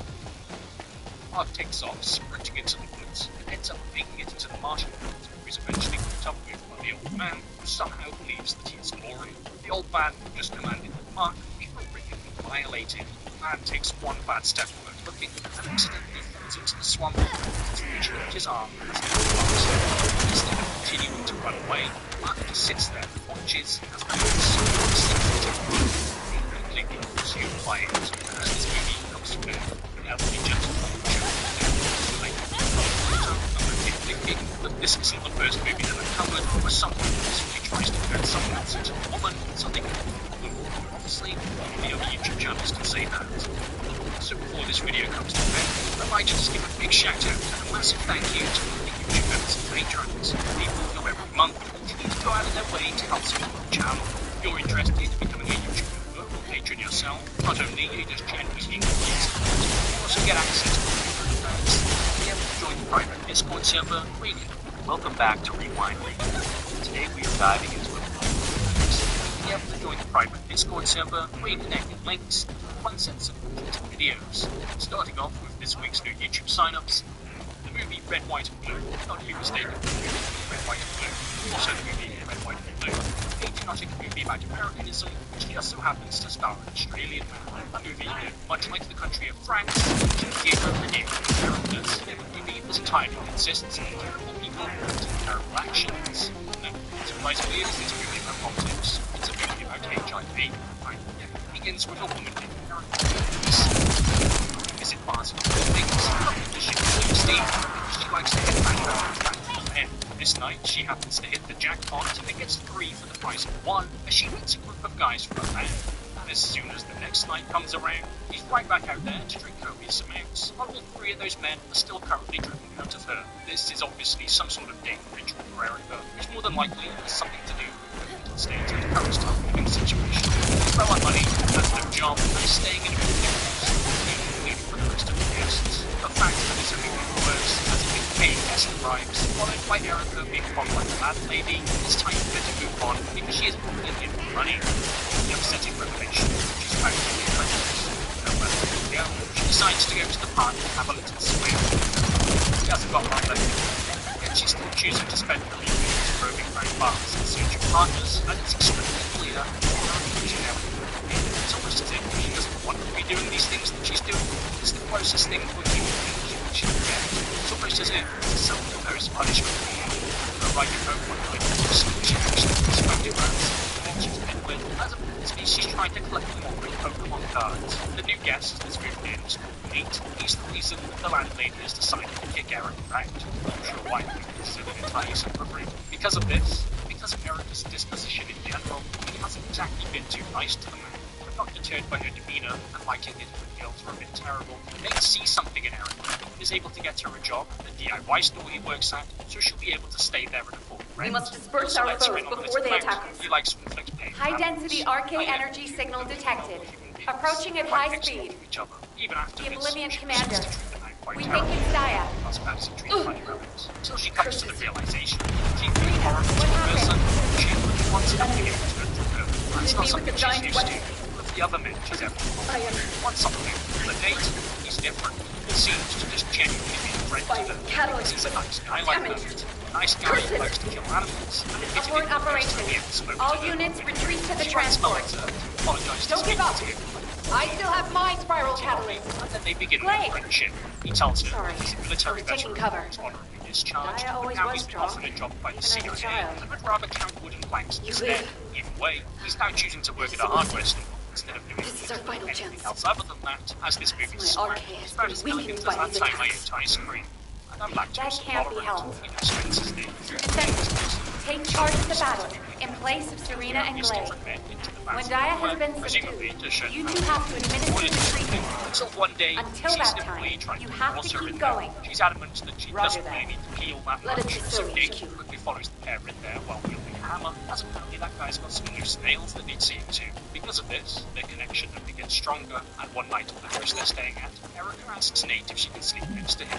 They don't do anything together, apart from rather promiscuously hold hands as they fall asleep. I always cuddle my friends at bedtime, and around the time that all this is happening, we see from the perspective of one of the men from the band. Erica got moved back at the beginning of the movie. A man named Frankie who just found out that he's tested positive for HIV after he spent months donating blood to his sick mother who's suffering from cancer. She has cancer. It's less needles.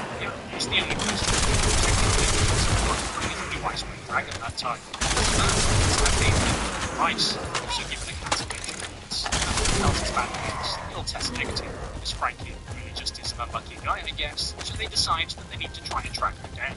I'm not sure why. Something should have been cured for HIV on her or anything like that. But either way, after scouring local dive bars, they eventually find her out with Nate. They wait for Nate to use the bathroom. Once he's gone, they strike. Nate returns a short time later, as he got distracted playing Candy Crush, to discover that Erica is gone, her glass is broken, and her handbag is still there. After doing a little bit of investigating around the bar, he discovers a credit card which dropped outside, presumably a discovery to get her character. Take her back to Frankie's house, and without much pressing, really, she admits to knowing she's featuring her positive. It's the only positive thing going on in her life. She can deliberately spreading it to as many men as she possibly can. What's your reasoning behind this? It's Glenn's fault. Of 130 to 140, she speculated. He's created a race of super race characters, and picking up absolutely insane things. Today, the rest of the band decide to leave, while Frankie stays behind with Erica. He shows up with his mother.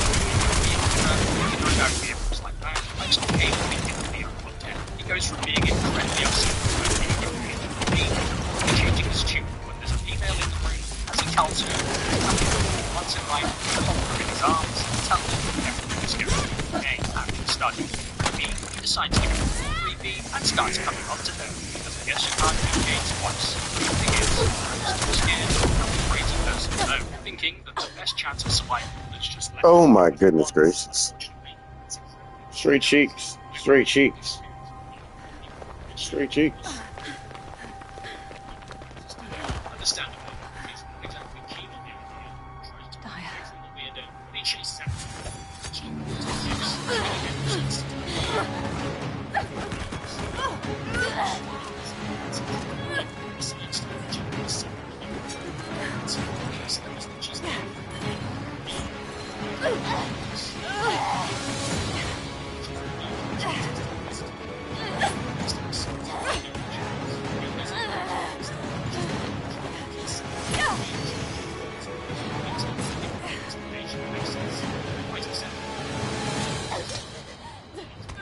Oh no. I've injected the spiral catalyst.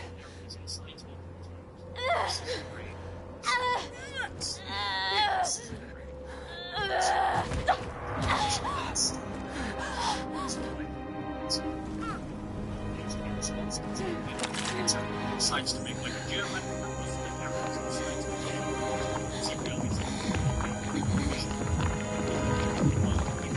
There it is. There's the problem. It's a parasite, baby. Hold her with all of your strength. I shall begin.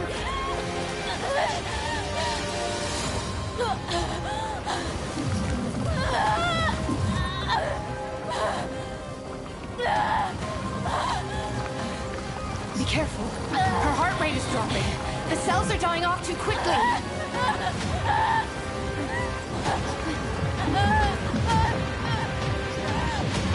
I was gonna come out her mouth. There's the parasite right there.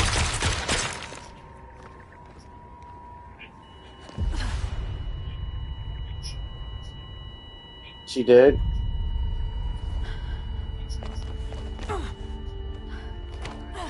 No, she's dead. To make it clear that he isn't messing around and is slightly psychotic, Nate pulls out a blade and uses it on the man's daughter. Under death, itself hesitation, expresses his something he wants to do without his finally being given an excuse after wearing his whereabouts.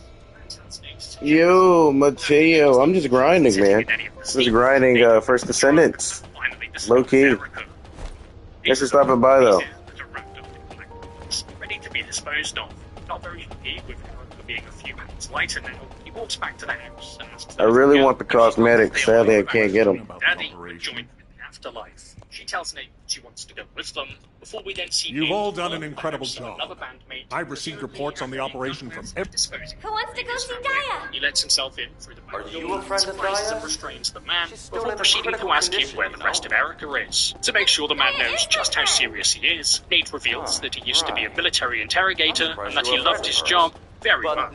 He would do absolutely no things to people simply because it was I forgot about his this so series. imagine what he'd do if it was personal. He looks around the kitchen for things to use and decides that a pair of scissors would suit him just fine before proceeding to take the scissors directly to the man's flesh. Another one of the men from the band is a roommate here, so after waiting for him to return home, Nate greets him with the pain of a sharp metal object directly into his guts. And after tying him up, he finds even more of Erica's remains located in the freezer. And just like with the previous family, he isn't exactly best pleased, so he proceeds to entirely wrap the man's face in duct tape before pressing down on his chest with his foot and watching him suffocate.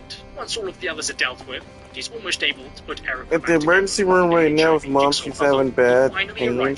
She don't know what's causing. I was trying to find out. After following him to his mother's funeral and then back Ah, man, that sounds by horrendous, my guy.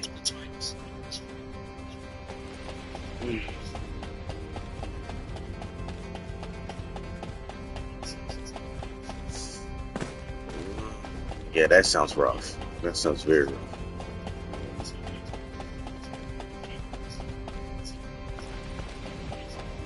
Hopefully, it ain't nothing that bad. Hey, come on in.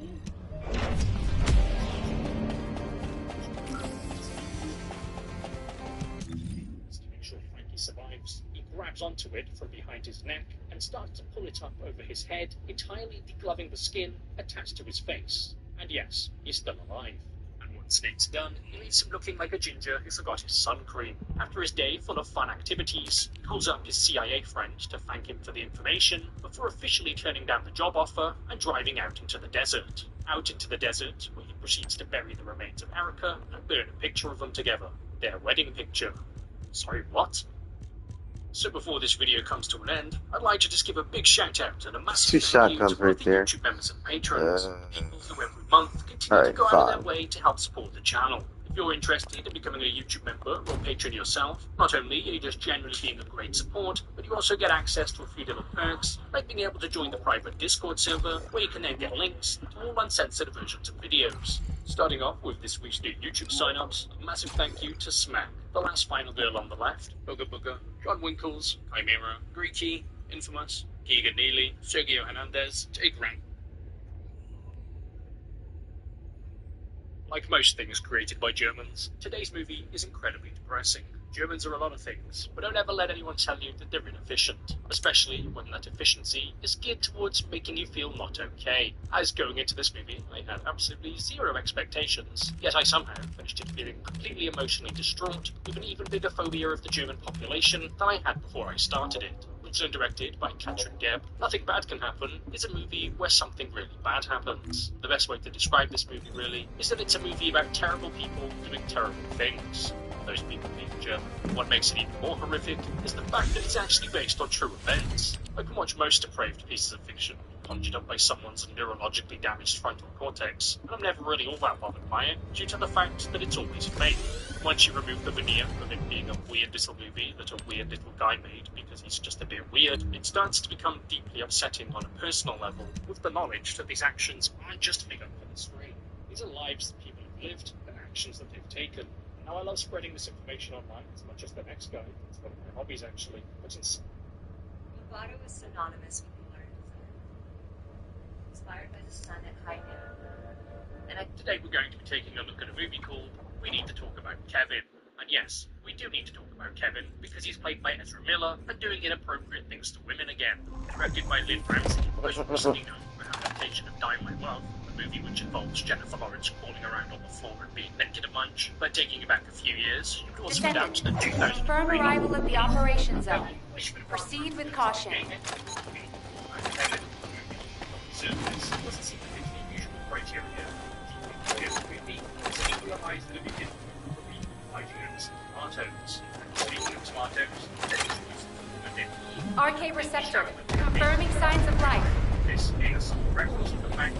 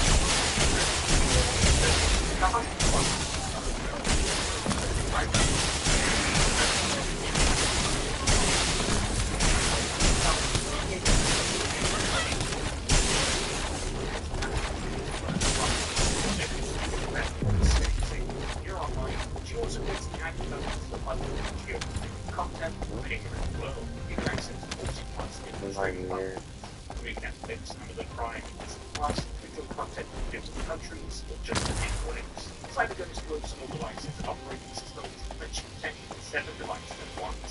The link to the description for an 84% discount plus 4 months free plus 5-day money back guarantee. And just, you know, you can try it and it's free. So click that link in the description and download Snappers VPN to start protecting your digital life and slightly quenching your interest today. So starting with the past, you said Eva was incredibly attached to Kevin. Descendants, enemy troops are being transferred in large numbers. You must attack their point of origin.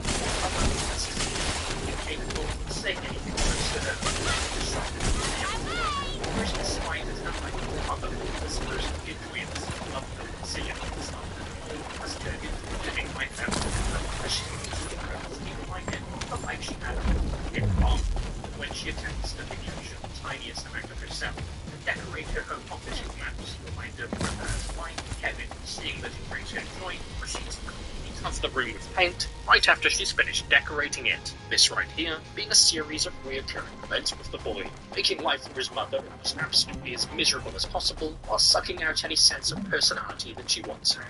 To make things worse, Eva tries to discuss her feelings with Franklin and explain that Kevin's malicious and deliberate with his actions. He doesn't believe her. Kevin has his father wrapped around his finger as Franklin is unable to see Kevin for what he really is, a little shit.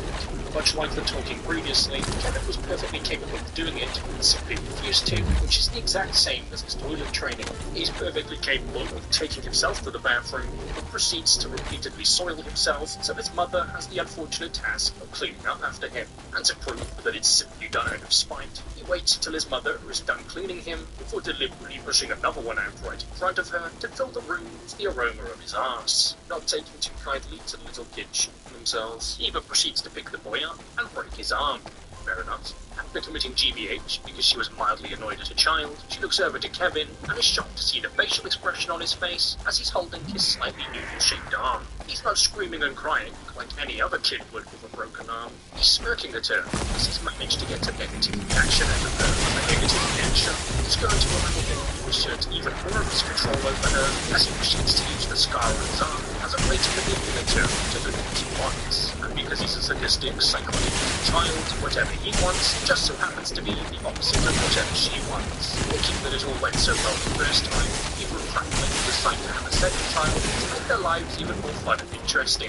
But Kevin, not liking to have the attention divided, proceeds to call his mother fat as he natural and talking to women when seeing her is more. He doesn't seem to be any more happy now she's here, and upon meeting her for the very first time, he proceeds to splash water in her face for no other reason than he simply wanted to. After giving Celia a quick reminder that her life is going to be a history of disappointment with when sometime passes, she's side of Kevin. He's unwell and in bed with a stomach bug, and actually apologizes and comes up to his mother as she reads him one of his favorite bedtime stories about Robin Hood, to Kevin having a lifelong fascination with clothes, with Robin Hood and Kevin actually sharing the same thing in common. They both take things from people. Robin Hood takes their money, and Kevin takes their happiness. And this seems to be a purely one-sided transaction on Kevin's part. It doesn't change the bigger picture of him and his mother, and it's simply down to the fact that he's unwell and wants someone to be better.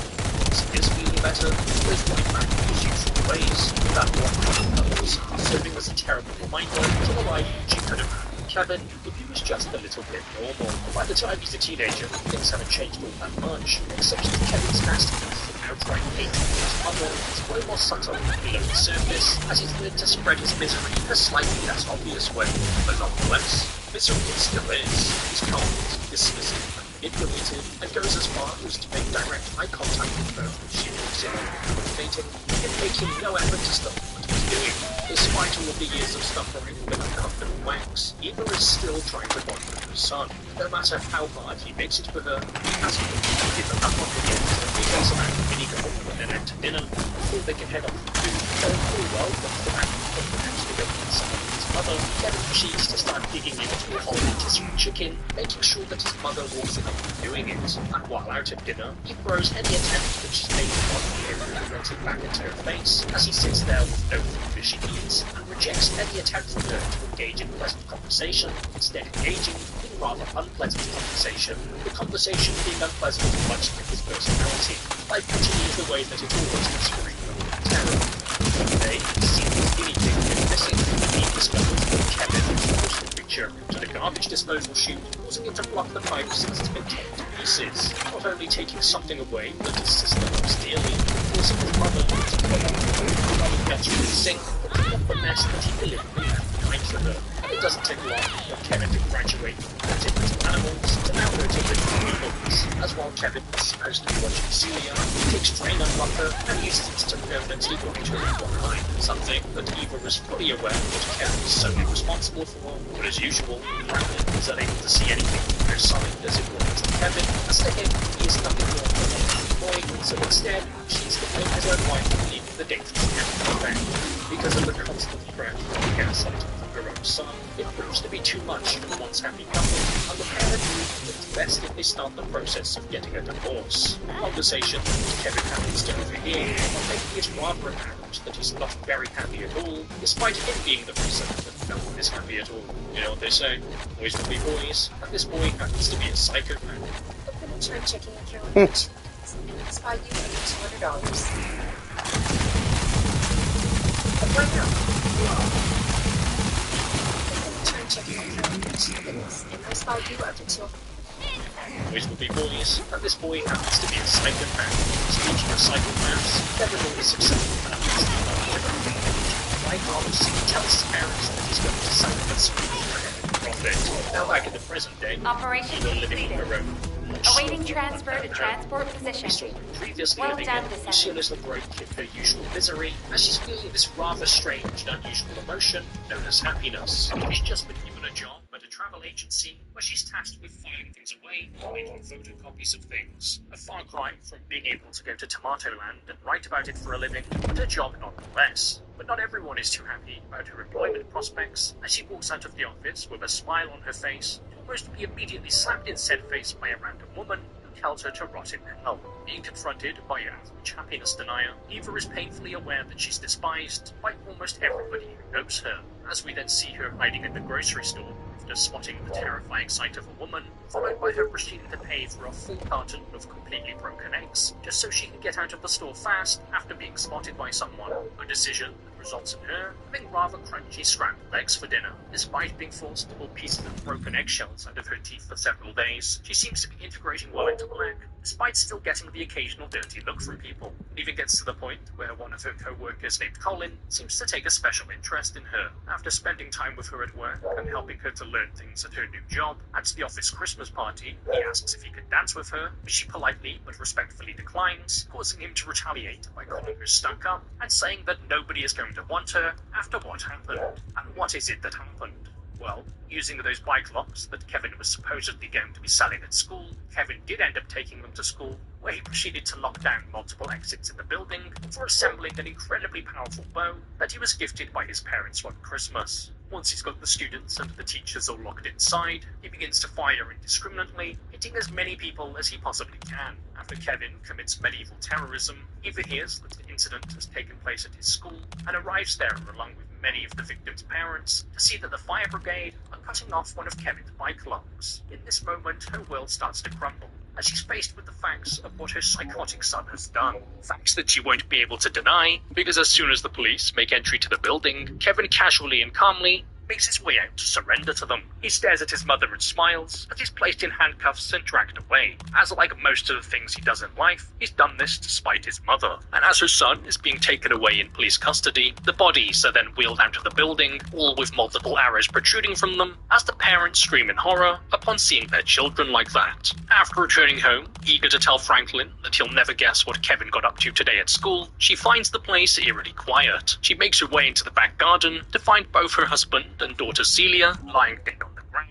with multiple arrows sticking out of them. Kevin has always hated his mother and always wanted to make life for her as absolutely miserable as possible. So he proceeded to orchestrate this sick and twisted plan of him deliberately leaving her alive at the end of it to deal with a life of extreme suffering and misery, which is directly caused by him. But the thing is, now back in the present, despite absolutely everything that this boy has done to her throughout his entire life, we see her decorating a room in her new house to resemble Kevin's room from the old place, as one day, when Kevin is released, she's going to accept him right back. Don't forget to click the link in the description to grab the special CyberGhost VPN discount available to all viewers. It keeps your data safe while you browse and unlocks all blocked content online, for all just $2.03 a month. Check it out today. So before this video comes to an end, just give a big shout out. Challenge you to a duel hunt. Words only, but I don't promise mercy. What in the what? Oh, there's a dude here. Where's there a dude here? There'll be a man here. Where's there a man? Dread, not to be confused with the movie called Dread. Unfortunately, we're not quite privileged enough to be graced with an entire movie solely revolving around Carl Urban's Stankface, but luckily we're able to explore an interpretation of a Clive Barker short story. Stories which tend to be full of sunshines, rainbows, and horrors beyond our wildest imagination. What makes this extra interesting is that the year prior, the director of this movie also executively produced another movie adaptation of a Clive Barker story, The Midnight Meat Train, that we covered the other week. A movie which consists of a bunch of men getting their meat out on a train, beginning in one of the worst places possibly imaginable, a philosophy class. We're then introduced to one of our main characters, Stephen. I didn't know you were there. Later, the class, it's no student getting played, we begin discussing instead. Okay, so how do I get up in there? Get tuner. Into the action plane.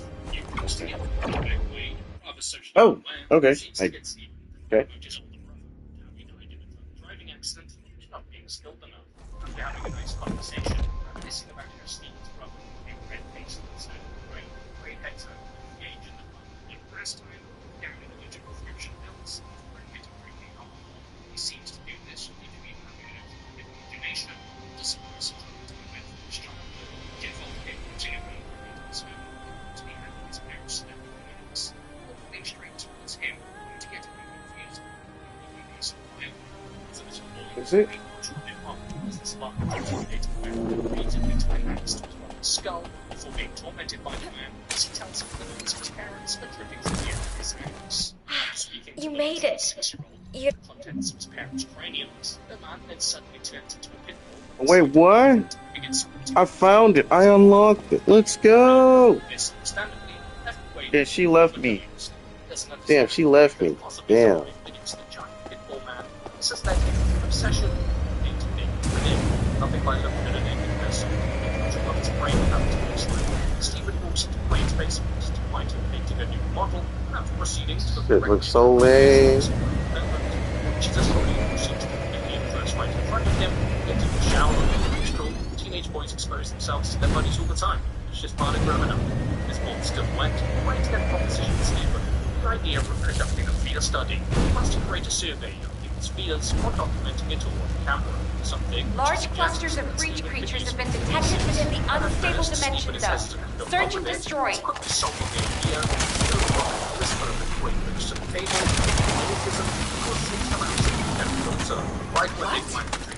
Are you saying they're not actually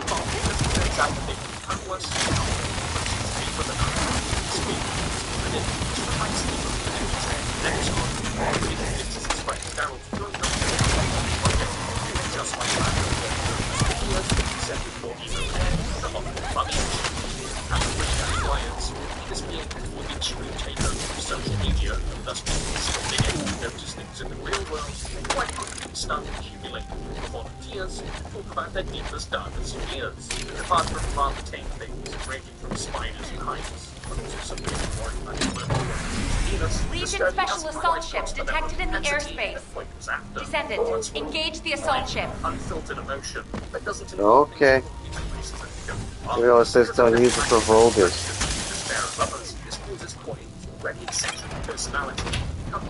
Good thing these things aren't Vulgus, huh?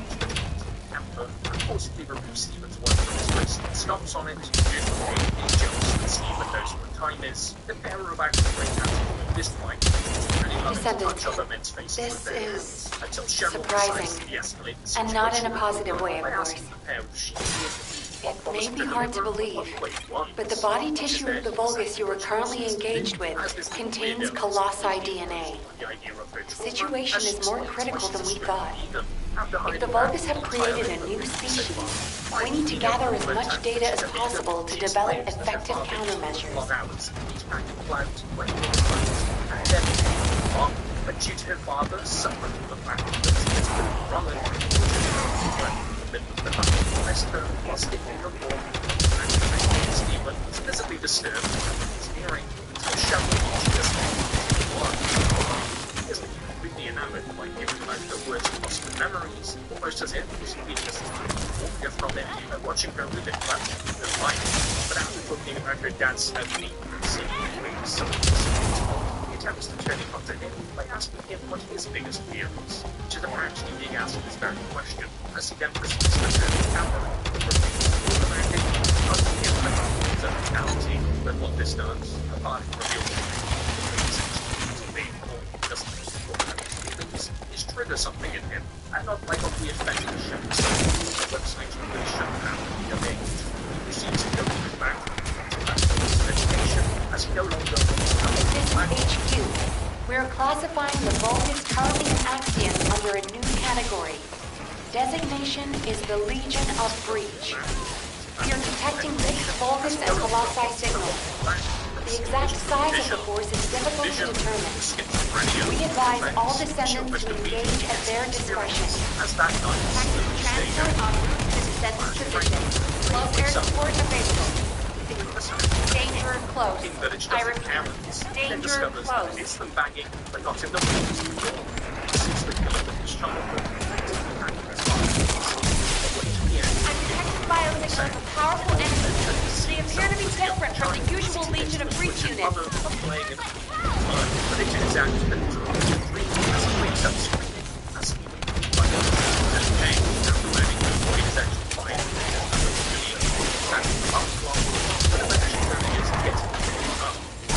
but in the same way his mother wrote it up, open emotion. Tell Stephen, he was 6 years old, but he was critically killed in front of him using his father's own axe, and the killer was never caught. And something about Wayne experiencing such a horrific thing at such a young age has made him want to seek it out in other people instead of confronting his own demons himself. That's exactly what he did with Stephen after learning about his older brother dying in a drink driving accident. Not being skilled enough, Wade finds and finds the same More biosignals of powerful units detected. This is a match for the Abyss Scarab, a creature which is indigenous to the Axiom plane. It's likely to be a mutated variant.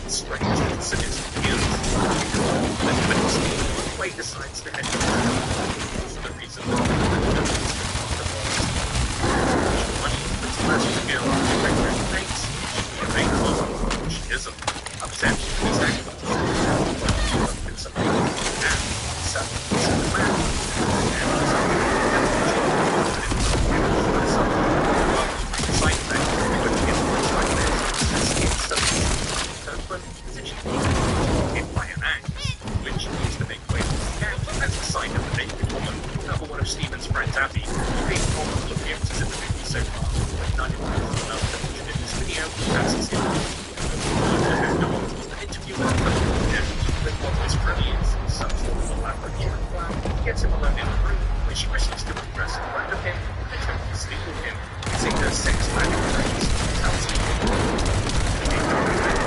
it's known that she's been kidnapped since 5 years old, and he has penetrated the face, except never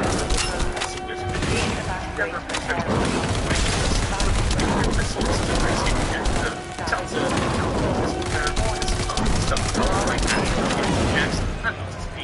he's got to use the shadow area outside, as he hasn't got time to find himself again.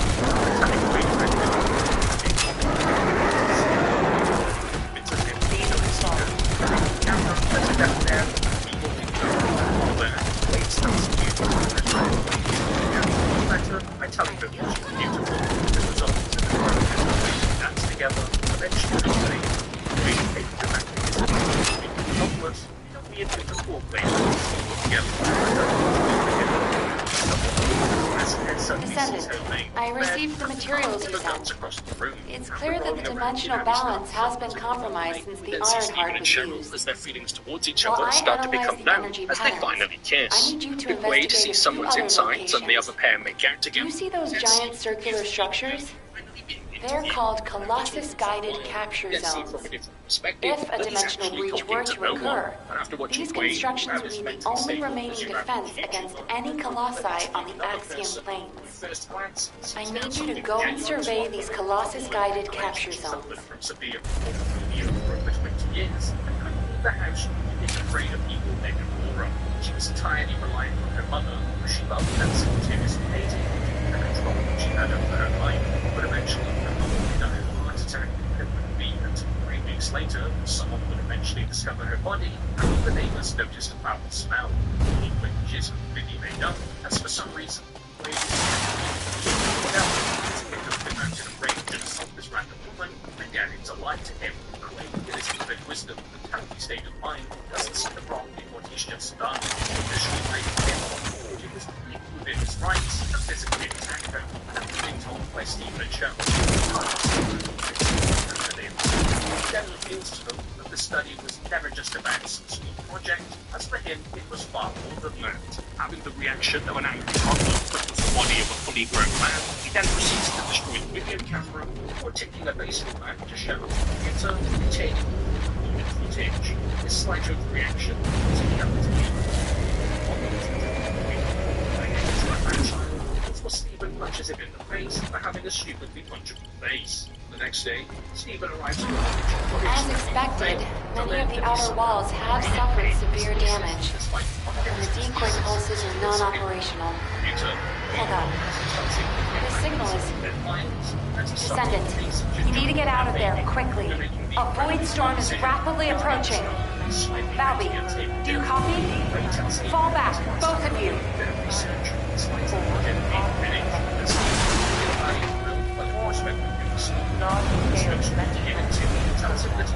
Please evacuate the area out of range of projection. Starts drinking while driving the exact same car that Stephen's brother died in, thinking that this was somehow convinced Stephen to continue their research together. He's then shocked to discover that after driving full speed towards a wall and braking at the last possible second, that Stephen wants absolutely nothing to do with him. And without knowing that Quaid had turned their assignment in for them and had attempted to pancake Stephen against the wall, Cheryl had gone over to his house in an attempt to recover the hard drive from the scene of the temper tantrum. But while there, she discovers a secret door which reveals her with Quaid's naked women portraits that contain multiple axe wounds. Not being impressed by his Got a question about the operation? Proceed to report, Descendant. Unfortunately, Seeing Albion in an uproar again means we must add another huge guest. As he starts to get I have suspicious some when things information about our latest guest. as he's walking through the Stop woods of his by when you college, have a moment. past the room, people huddled around the TV. It's the footage from Stephen's interview with her that Wade was supposed to destroy, but instead of doing that, he's broadcasted it to the entire college as they get to see how his deepest and darkest I fears. heard that the arrival location of this Colossus was different than... See how his deepest and darkest fears. And her moves. The biggest fear was being seen as that little 5-year-old girl. There was something wrong with her, and now absolutely everyone knows it. And after he's done non-consensually broadcasting naked videos of people around the college, Quaid then invites Joshua back to his place under the pretense of continuing their interview. But because Quaid was a little bit strange in the head, he doesn't really I understand am social analyzing cues, the he then void proceeds to paradox. hit Joshua I'm over glad the you're head with a safe, bottle. Descendant. Instead of offering The it to him, dimensional Joshua breach in the then action eventually playing goes to, from his surprise now, we discover that he's been restrained and has two glass jars attached to his head in an attempt to completely block his hearing. But unfortunately, for both Joshua and Quaid, the glass bottles only appear to be impairing his hearing and not entirely stopping it. So, switching to plan B, with zero hesitation whatsoever, Quaid then removes the glass jars from Joshua's head before firing a gun point blank next to his eardrums, causing them to burst and bleed. Terrified and in complete agony, Joshua then starts crying out for his mother while unable to hear anything. All the while, Quaid is excitedly starting to film him while watching this man's deepest fear come true. After documenting his findings and getting all of the information he needs from Joshua as if he was nothing more than a piece of trash, Quaid proceeds to drop him off in a dark alleyway somewhere and leaves him there completely on his own, terrified, bloody and disoriented, which sounds like the end of an average night out in the UK. After Randy ran off in horror, everybody had witnessed her on TV, Stephen then gets a phone call from the distressed woman who asks him if he'd like her she's pretty, with her idea of pretty meaning something moving cannibal birds, acting like a barrel. As she then proceeds to fill up the lab, each or use the metal scourer to remove her birthmark, or instead realizing the greatest thing. The next circle.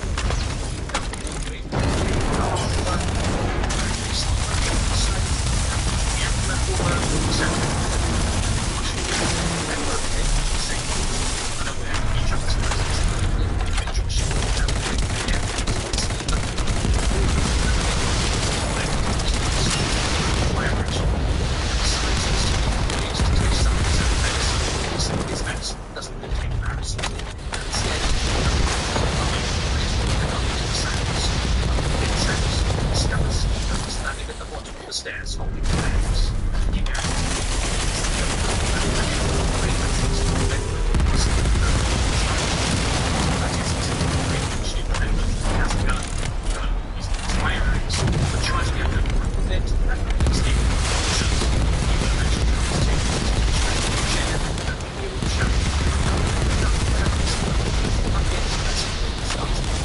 realizing that she's about to have the life,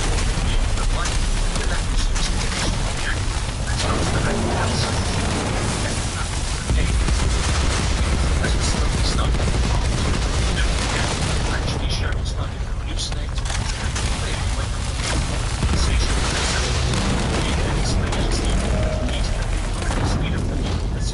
Resulting in Wise finding it and laying the eggs inside. After several more days of being trapped inside without their smashed avocado on toast, who need to eat to survive simply outweighs her disgust at the thought of eating meat, as she now picks up the rotten piece of flesh, which now has maggots sprouting out of it, and devours it down to the bone. After they're done watching Wade's funny little home video, they suddenly hear a noise coming from somewhere in the house.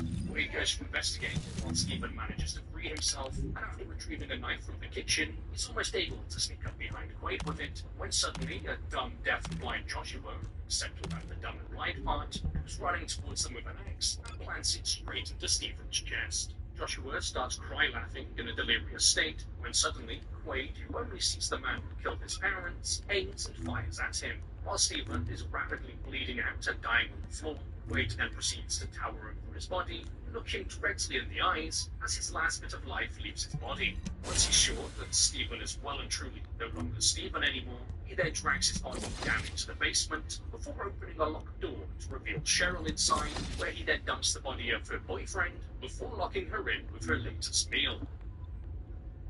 And before this video comes to an end, I'd like to just give a massive shout out and a big thank you to all of the YouTube members and patrons, the people who go out of their way every month to continue supporting the channel. If you're interested in becoming a YouTube member or a patron yourself, not only are you just generally being a great help, but you also get access to a few more perks, like being able to join a private Discord server, where you can then get links to all uncensored versions. I'm gonna be resting my throat, because I have a sore throat.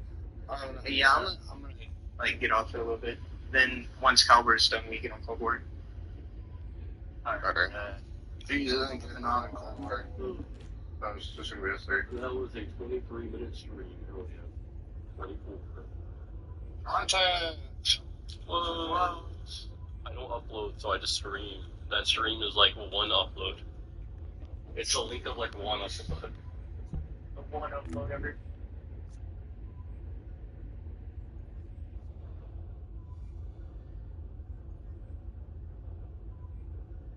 Wow.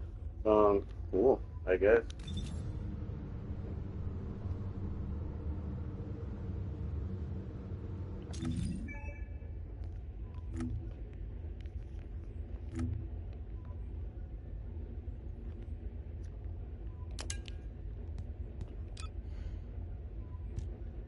I've just been grinding this game non-stop. Am I just that bored? Do I just have nothing else to do? Yes. And as I do, I contemplate what happened today. What's been happening for days.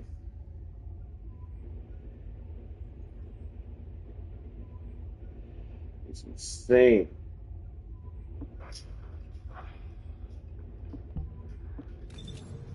Yeah. Nice.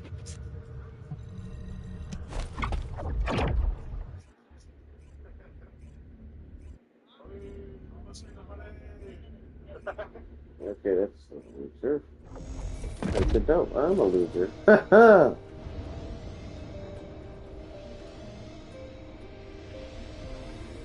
Oh man.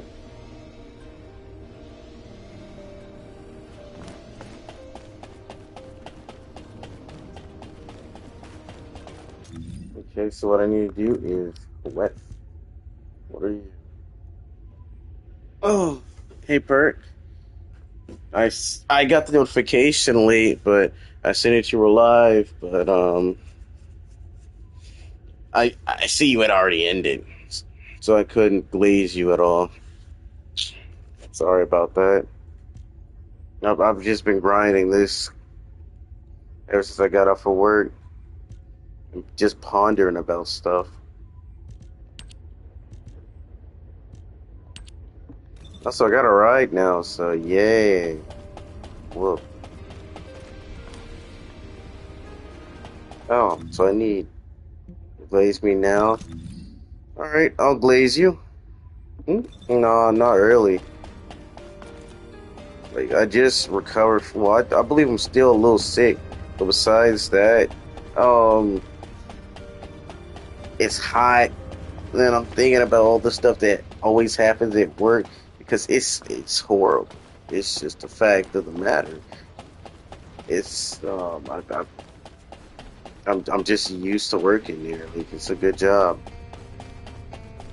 It's just the people. I don't know, man. Sore throat now? No, that's my fault, man. But hey, besides that, I'm wondering, what do I do here? Do I do this? What are you? Gotta reach master rank 15.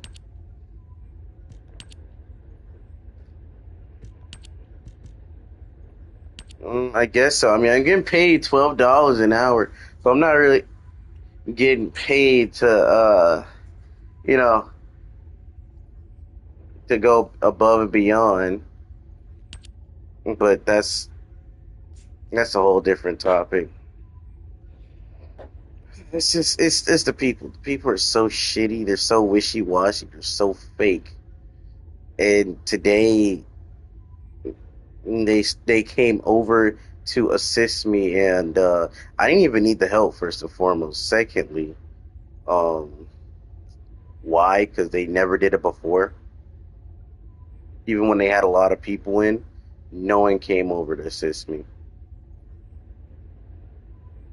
I was just doing my own thing. It's not like I really had a line built up either. Where was I? I'm gonna track this, I guess. It's just, what am I even supposed to do? You're doing abyss difficulty. Chad, am I able to do abyss difficulty? I don't know. I mean, earlier I wasn't even talking that much. I was just watching videos. we switch up, but yeah, I feel you on people. I'm not a fan. I mean, my mother said they were testing me, but like, The space-time fabric of the why? void is extremely illogical. Why, man? Why? I don't even know what I'm supposed to do. I don't. I can't even do that because I need to reach rank 18. Suck. I mean, most of the people I worked with, if not all of them, are like that. That's the problem. But you're so Colossus of the Abyss. Can't even do that.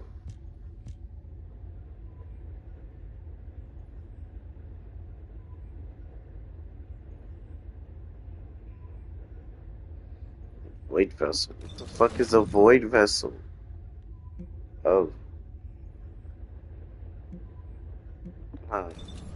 So, oh, you're the Void Vessel. Okay? This is HQ. Sending to all So, descendants. yeah. It's just a whole lot, man. It really makes me want to Kurt Cobain myself, you know what I mean? My code is becoming unstable. Because this phenomenon also affects me, I believe the cause is related to Arcade. And besides the co-workers, since I'm working retail, I gotta deal with unruly customers. Just so. I haven't reached 18 yet. So level up your master, level up Descendants. What? Yeah, I know that part. I did that earlier. Complete the missions for the first time, but you can repeat Descendants. I'm gonna need to go hop on my own chat. But like I said, I just been grinding, switching to the best thing I got on deck, and calling it a season.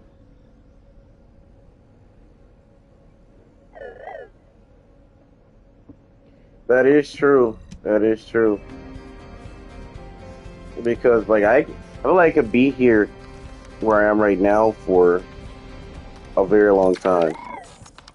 Possibly longer than a year, but I don't know, man.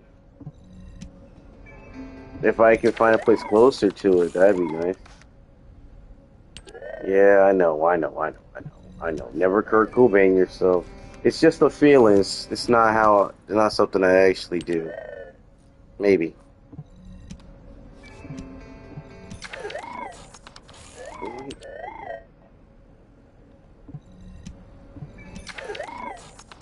Okay. So, I don't know what I just got from all that, but I've just been accepting it.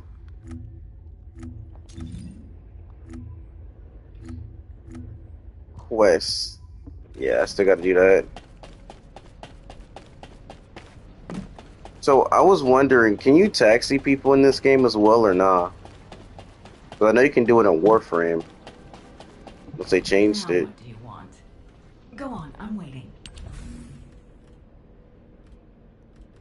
Okay. Honestly, I just want alternative outfits for Bunny. That's really it. I'm not gonna lie, chat.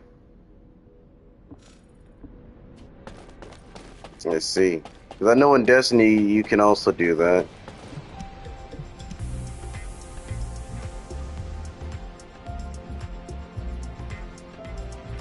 My goodness gracious. Like, you can't even avoid it, that's the thing. It's just all out there. And you have no choice but to see it. I wonder, Perkins, is there any skins that can actually get you demonetized?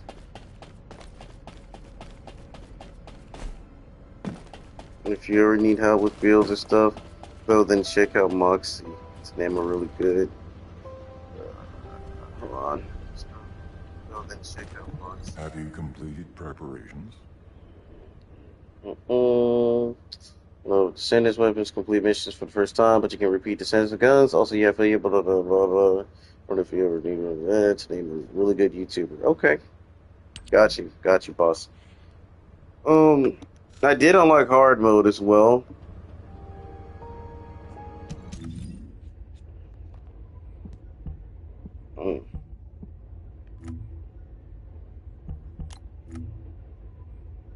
I really want to let her hair down. What? Don't. Hey, let's not put that in the chat. Let's not put that P word in chat, all right? We're very family friendly, all right? Never forget, we're very family friendly still. No matter what, we're still family friendly.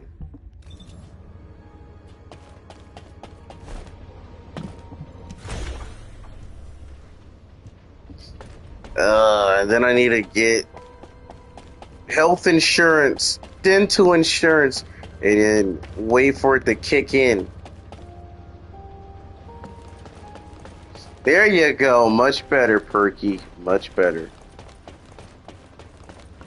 All right. So what's the best way to get stronger? I need to go Super Saiyan. Oh.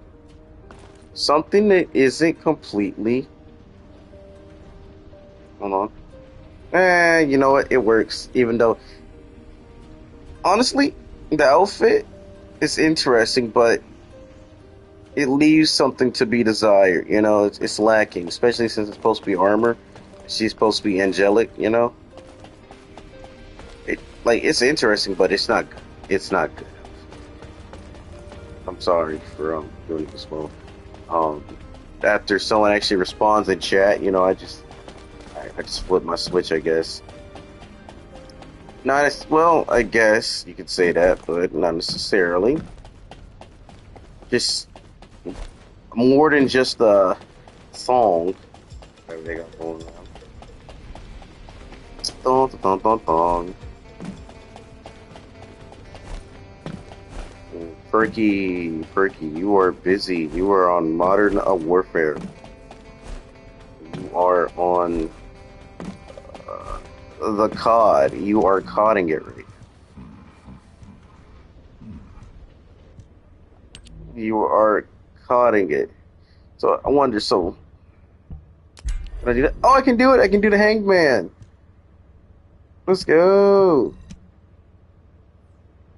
Oh, wait, electricity. You're gonna shower without me? You're not even gonna send any pics? You're not even gonna take a quick video? Damn. Anyways. Alright, homie. Jack and Daxter. I've seen Jack and Daxter on the PlayStation Store, but I know nothing about him. Wait, why are you saying whoa? What are you saying whoa for? You gotta pay for that? Alright, man, $500. That's including the meal. That's the whole meal deal, brother. Whoa, I forgot he's using electricity. Wait. Genuinely, what the fuck is going on? What is that in the middle? Hold on. You scaring me a little. Whoa! Yeah, my weapons are not strong. I'm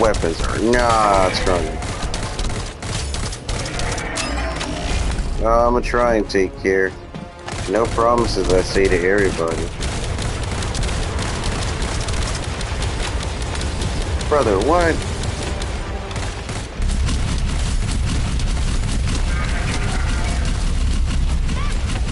I forgot. Speed! Just do your best, always.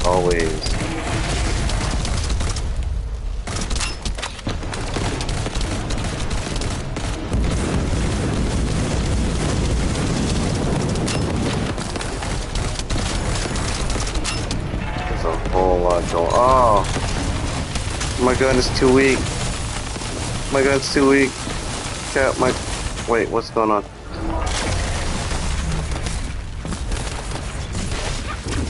Wait, hold on. Oh, brother, the fact of the matter is, I gotta use a shotgun. I don't think that's good.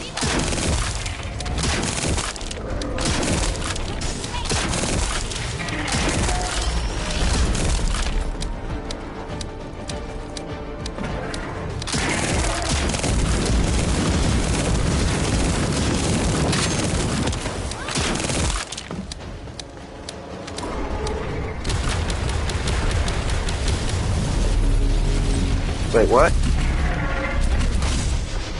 Excuse me? Did I die? I died? Oh, that's an insta-kill? Well, look on the bright side. At least I can do this now.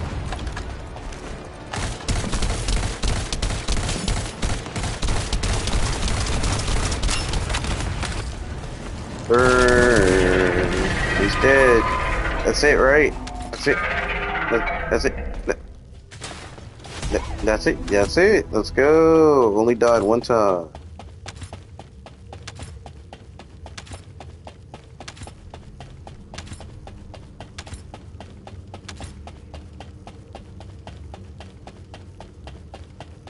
I gotta intercept the Colossus of the Abyss. Oh boy. Oh boy. I mean, originally I wasn't planning on streaming this.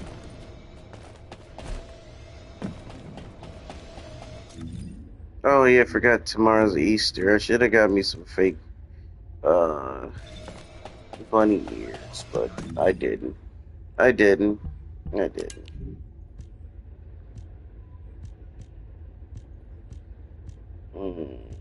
No. None of this is mad crackable. None of it. None of it, man. None of it. Where do you get the good stuff? That's what I want. Good stuff. This is not the good stuff. This is not the good stuff, man. I'm gonna keep it real. Real as real can be.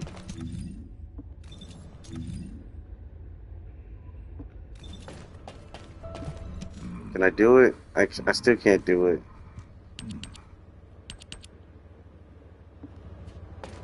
At least I did that.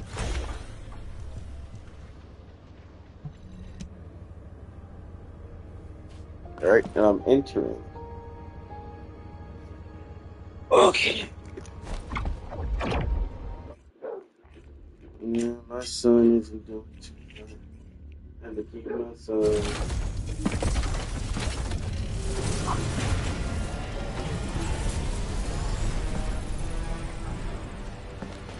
Launching void vessel exploration operation. Yeah, that's just a replay.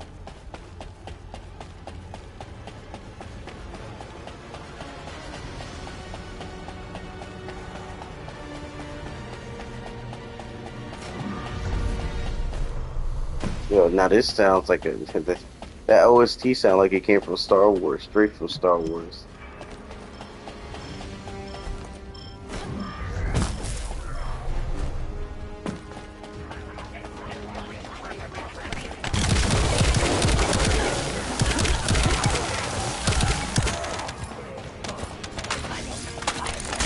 It took me a whole lot of time just to get this done. Look at me now.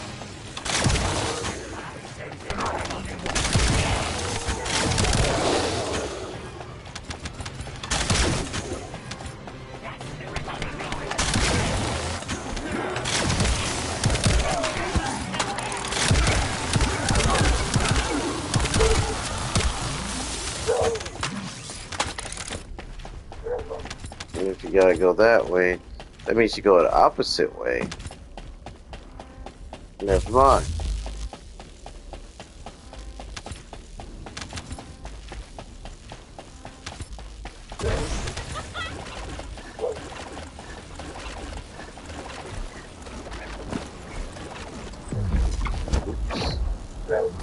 It's overshot.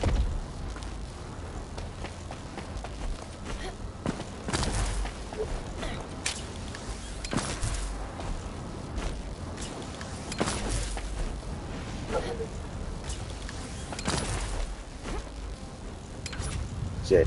It turns out I had one left.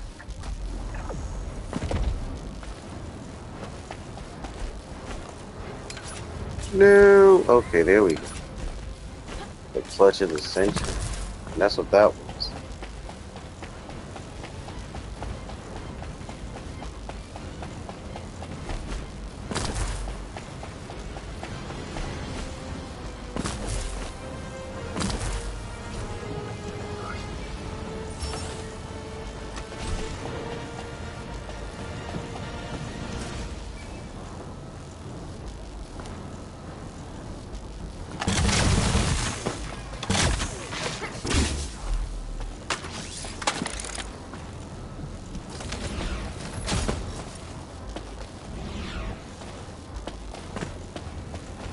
I don't know what I'm doing. I'm just doing stuff, I guess.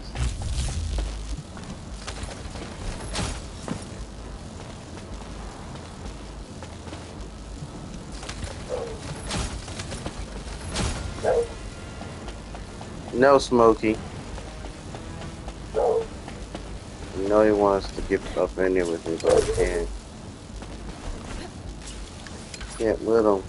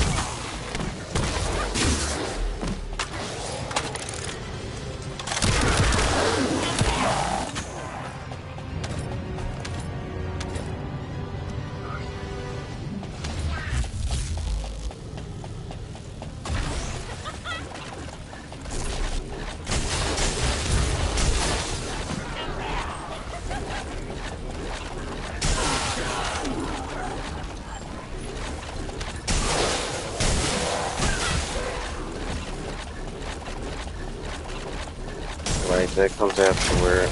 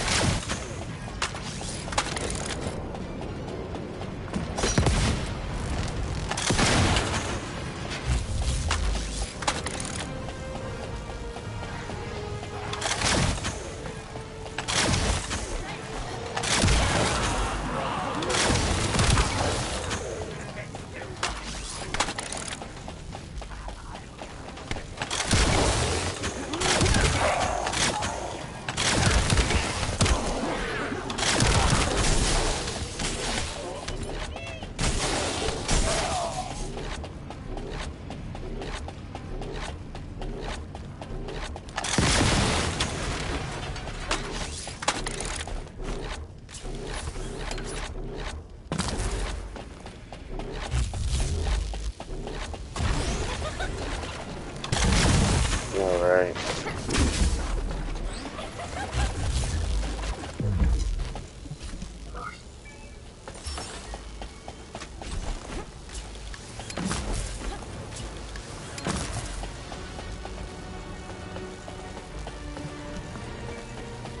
You cannot replenish this item anymore. You have to love it. There's something down here. Oh.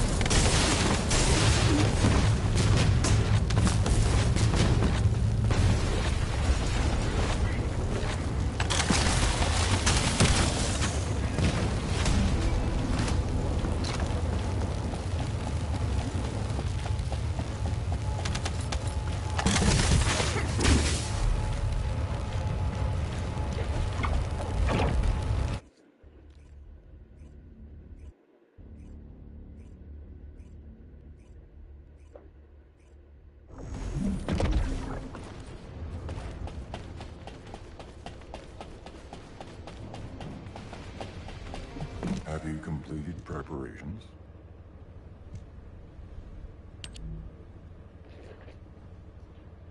I don't know.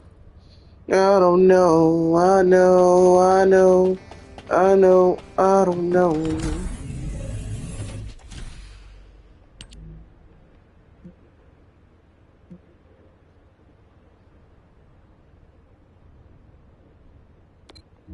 Sure, why not?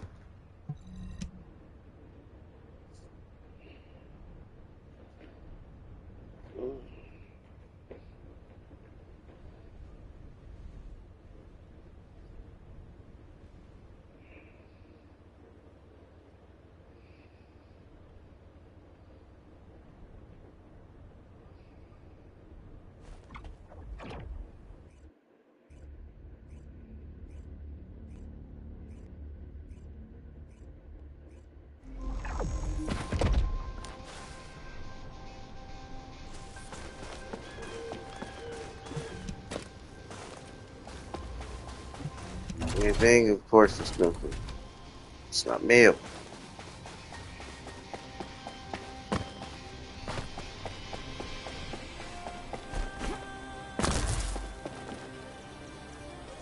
Okay.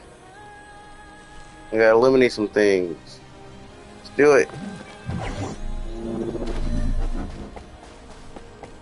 Descendant, we have some intel on enemy movements. We've detected an experiment related to the Void Veil. Apparently, it's a potential threat that could lead to a void erosion if left unchecked.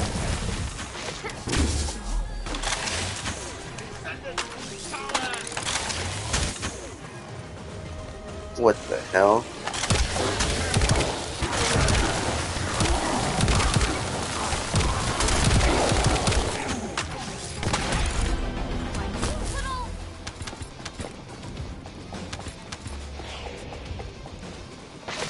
Beware of ambushes from other dimensions when the void energy explodes. Okay, so they're just popping up from another dimension.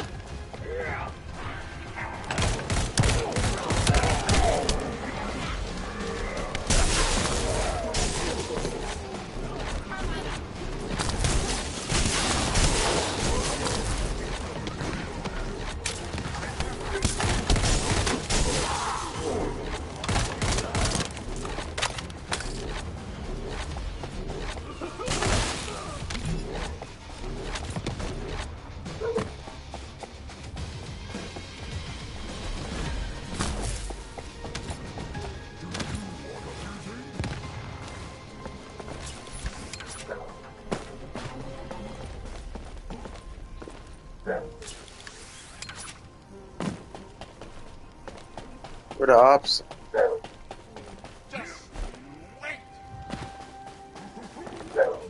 Oh my goodness, nigga, they say use this radar. Is my op on the inside? My op is on the inside, isn't he?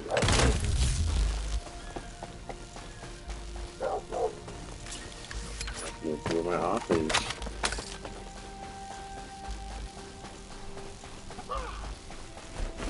I can hear him, but I can't. Well, good thing he came to me, huh?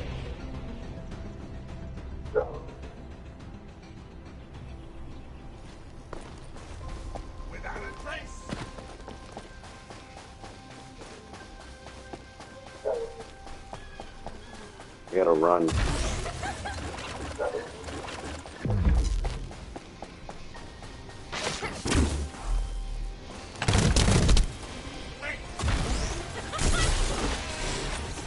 Got it.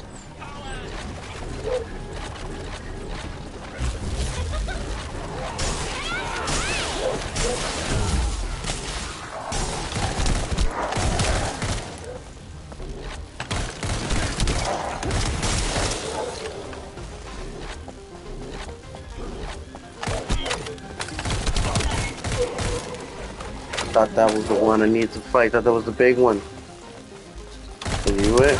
No, he is not. So was it just lied to? Beware of ambushes from other dimensions when the void energy explodes. I got 38 waves. 38 fucking waves. Oh, this is not what I signed up for. In fact, I did not know what I signed up for.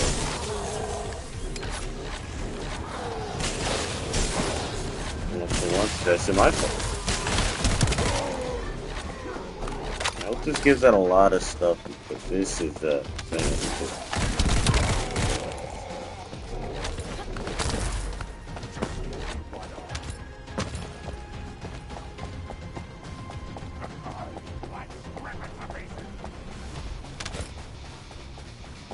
My ops, like, must they run? As long as you're within range. You're dead. It's automatic.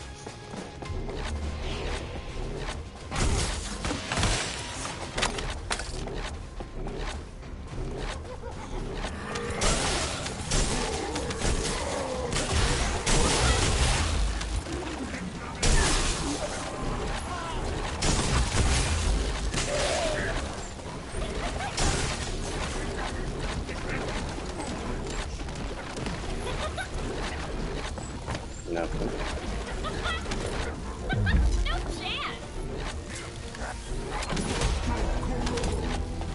Indeed, no chance in hell.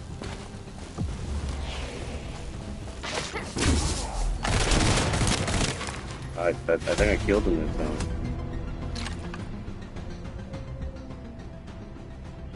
I'm gonna continue. Why not? Bear loot. Okay. So in Warframe terms, I just don't have a mission it says. However, the time limit is pretty interesting.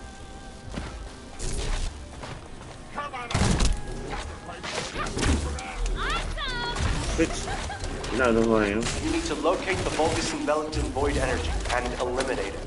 It won't be an easy target, so stay on your toes. Oh, so I gotta eliminate him, so I was doing all that extra for no reason. I just did it for the fact. Wow.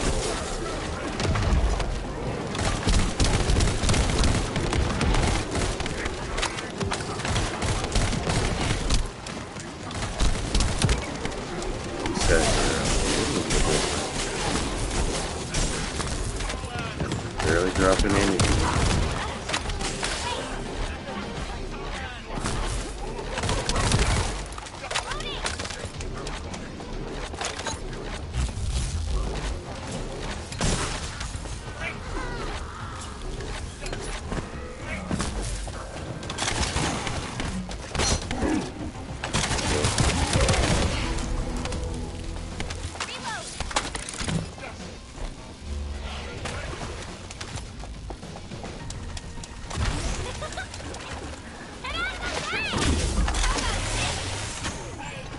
bastard.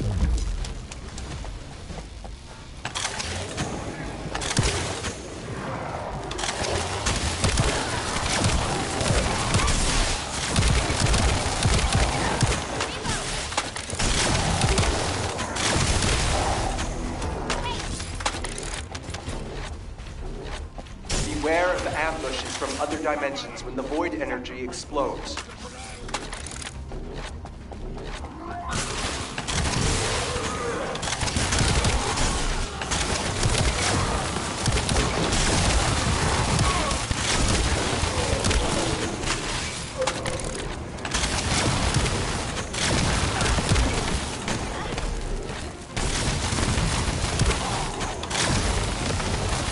I'm out. Just out.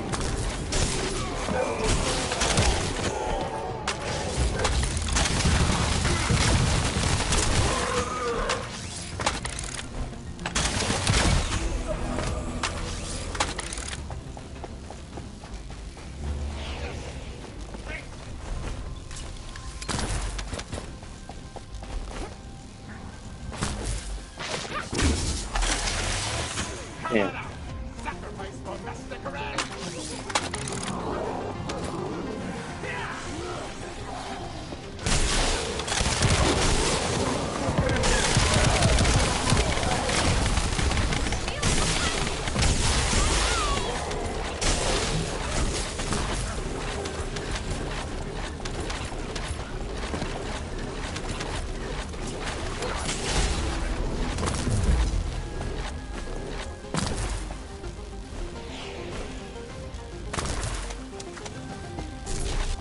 You should be able to detect void energy from some distance.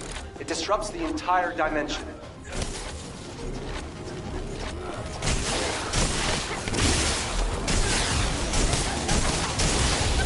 I don't even know how I got it that one.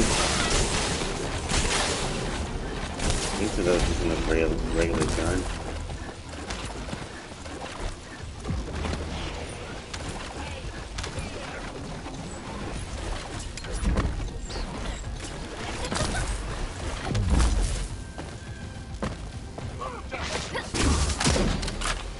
I killed him that time.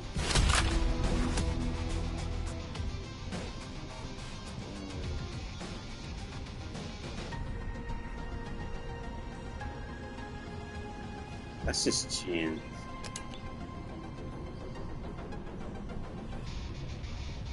I don't even feel like doing that. I feel like that's pretty lame, even though I feel like you can do it. So the question is, why wouldn't I? Good question. I don't know.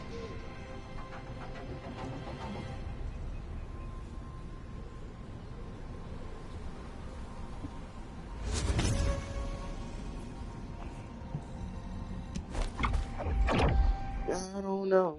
I know, I know, I know, I don't know.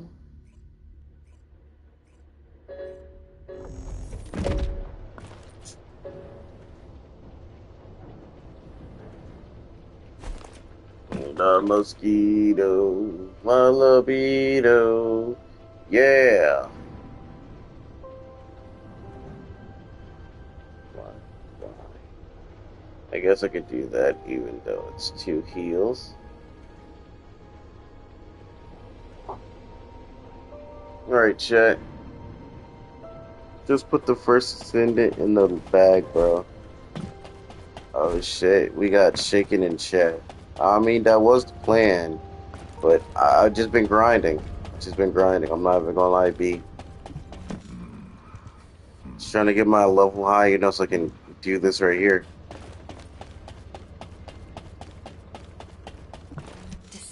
Mosquito, Descendant. my libido, yeah. Wait, now I got a new main mission? Yeah, I can't do that. Okay, with via the terminal. Okay, I could do that. What's this?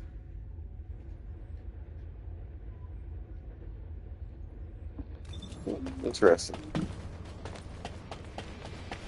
Now, where the hell is the terminal? Are you a terminal? That's a search info.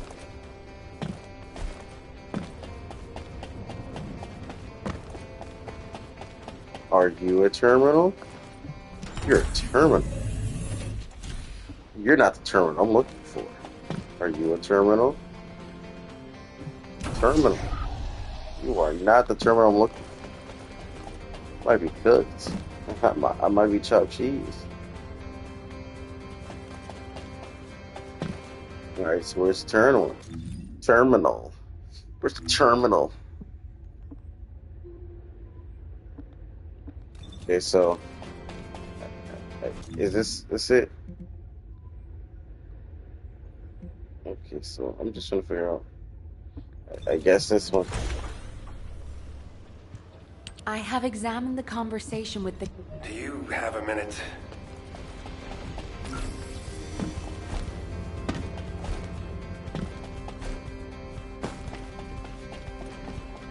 I'm doing all these side quests for no reason.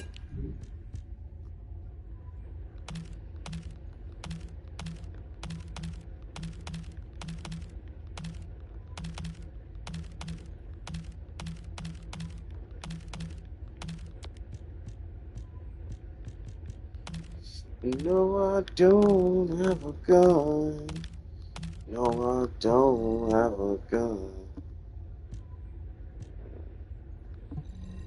Come as you are, as a friend, as a friend.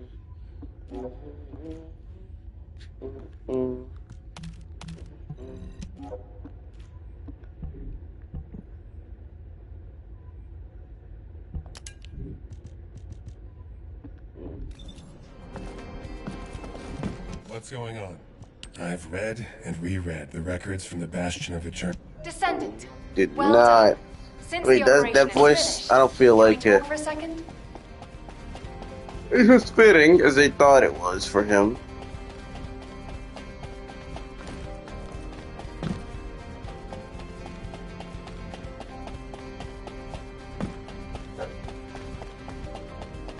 My boy just keeps barking. He's barking.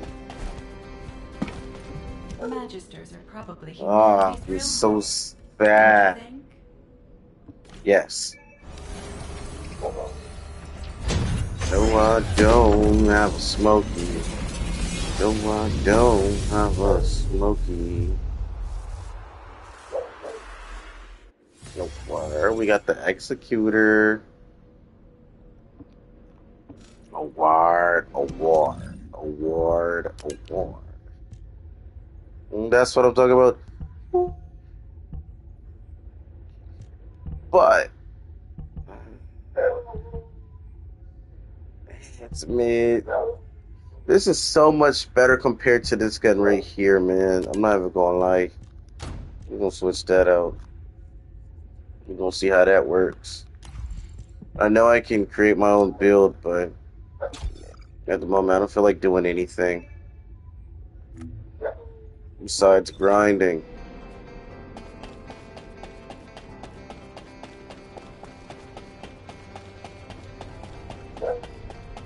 Alright, so where are you?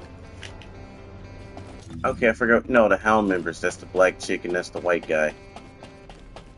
Well, you know, I fucked up the rule.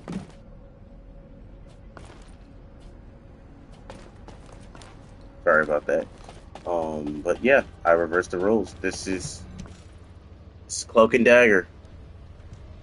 Great, you're here. Or I just if wanted to you let would you like know to put that it a you different did way, good. you have Blade When and we then you began this have that operation, I thought monster we hunter. probably I forgot needed what to her name maybe was. be a little more careful. If I were you, I'd think about the offer. Keelan, it's times like these that we need to recruit a competent descendant. We're already short-staffed. We won't have another opportunity like this for a long time. She's been like this ever since she completed her hound training. She tries to recruit anyone who looks promising to make up for our lack of troops. Who was it that came up to you when you were brooding in a corner? Everyone I've recruited is doing just fine, right? Yeah, that's why I said I like them. They don't get in the way, and they can hold their own. Then shouldn't you put more effort into trying to recruit them? I'll think about it. Oh, always with the attitude. Anyway, good job, Descendant. Thank you. Good work. See you later. I don't think I like Cloak.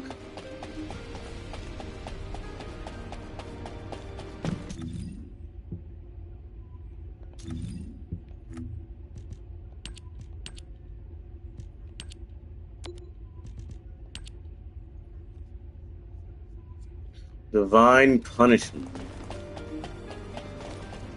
Wamu's Divine Sense. Man, I love Wamu. Like, space beef. Now what do you want? Interesting. Go on, I'm waiting. Ah, so I need Divine Punishment. Your research. Ah. How about you? Can I make you?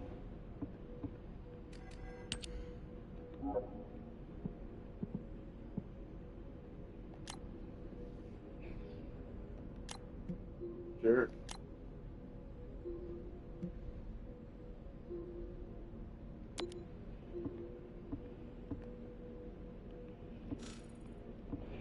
Woman, I will be back.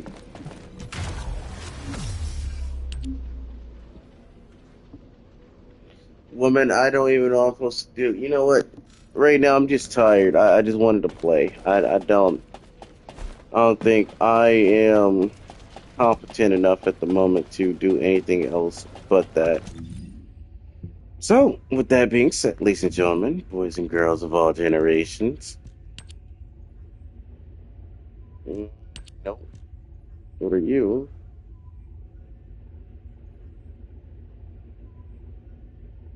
I got an I got a what? I got a what? I got a what?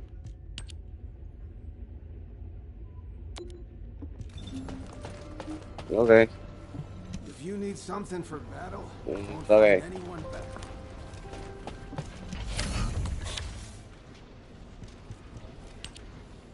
That's what they wanted, right? For me to enhance my weapon ability?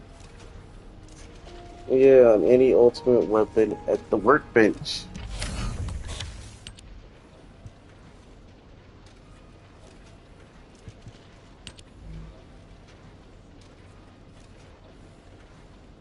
Oh, I gotta select the weapon as material? Well, shit. Hold on. You're gonna go out. Hey, man, how you doing, man? You know, I just gonna buy this gun off of you right quick, man. And hopefully this does not go horrible.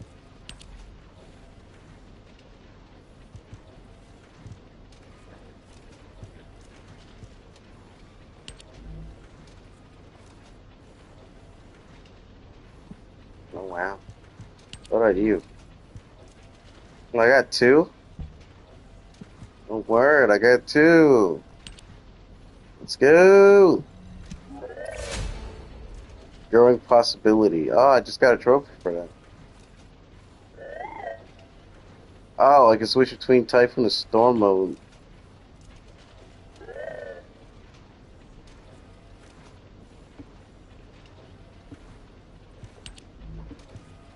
Word. Sure, why not?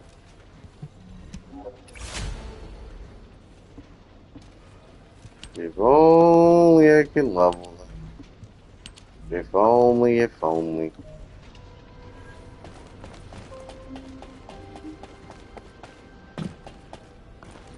Okay, where's the Descendant Instructor? Tell me that fucker's all the way over here.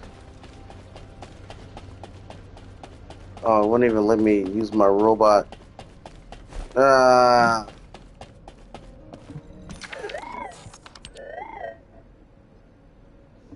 Whatever you say, buddy. You knock off CP3O. Right? CP3O? That's the name. Right? Right.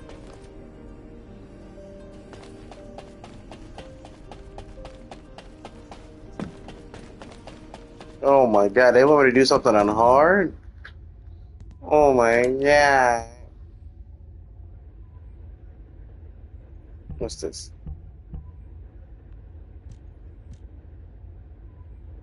I don't know, but sure, why not?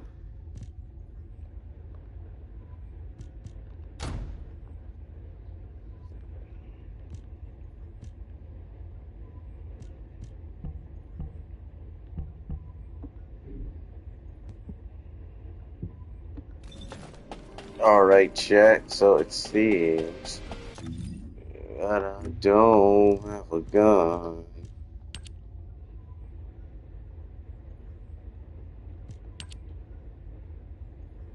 That's all gotta be on hard?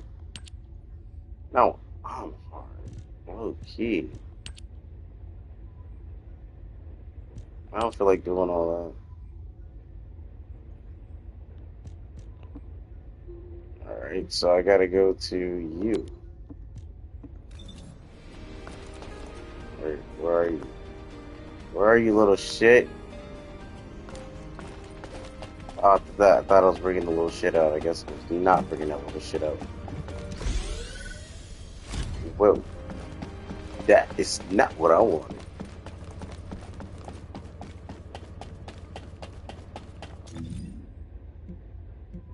Ain't this the one?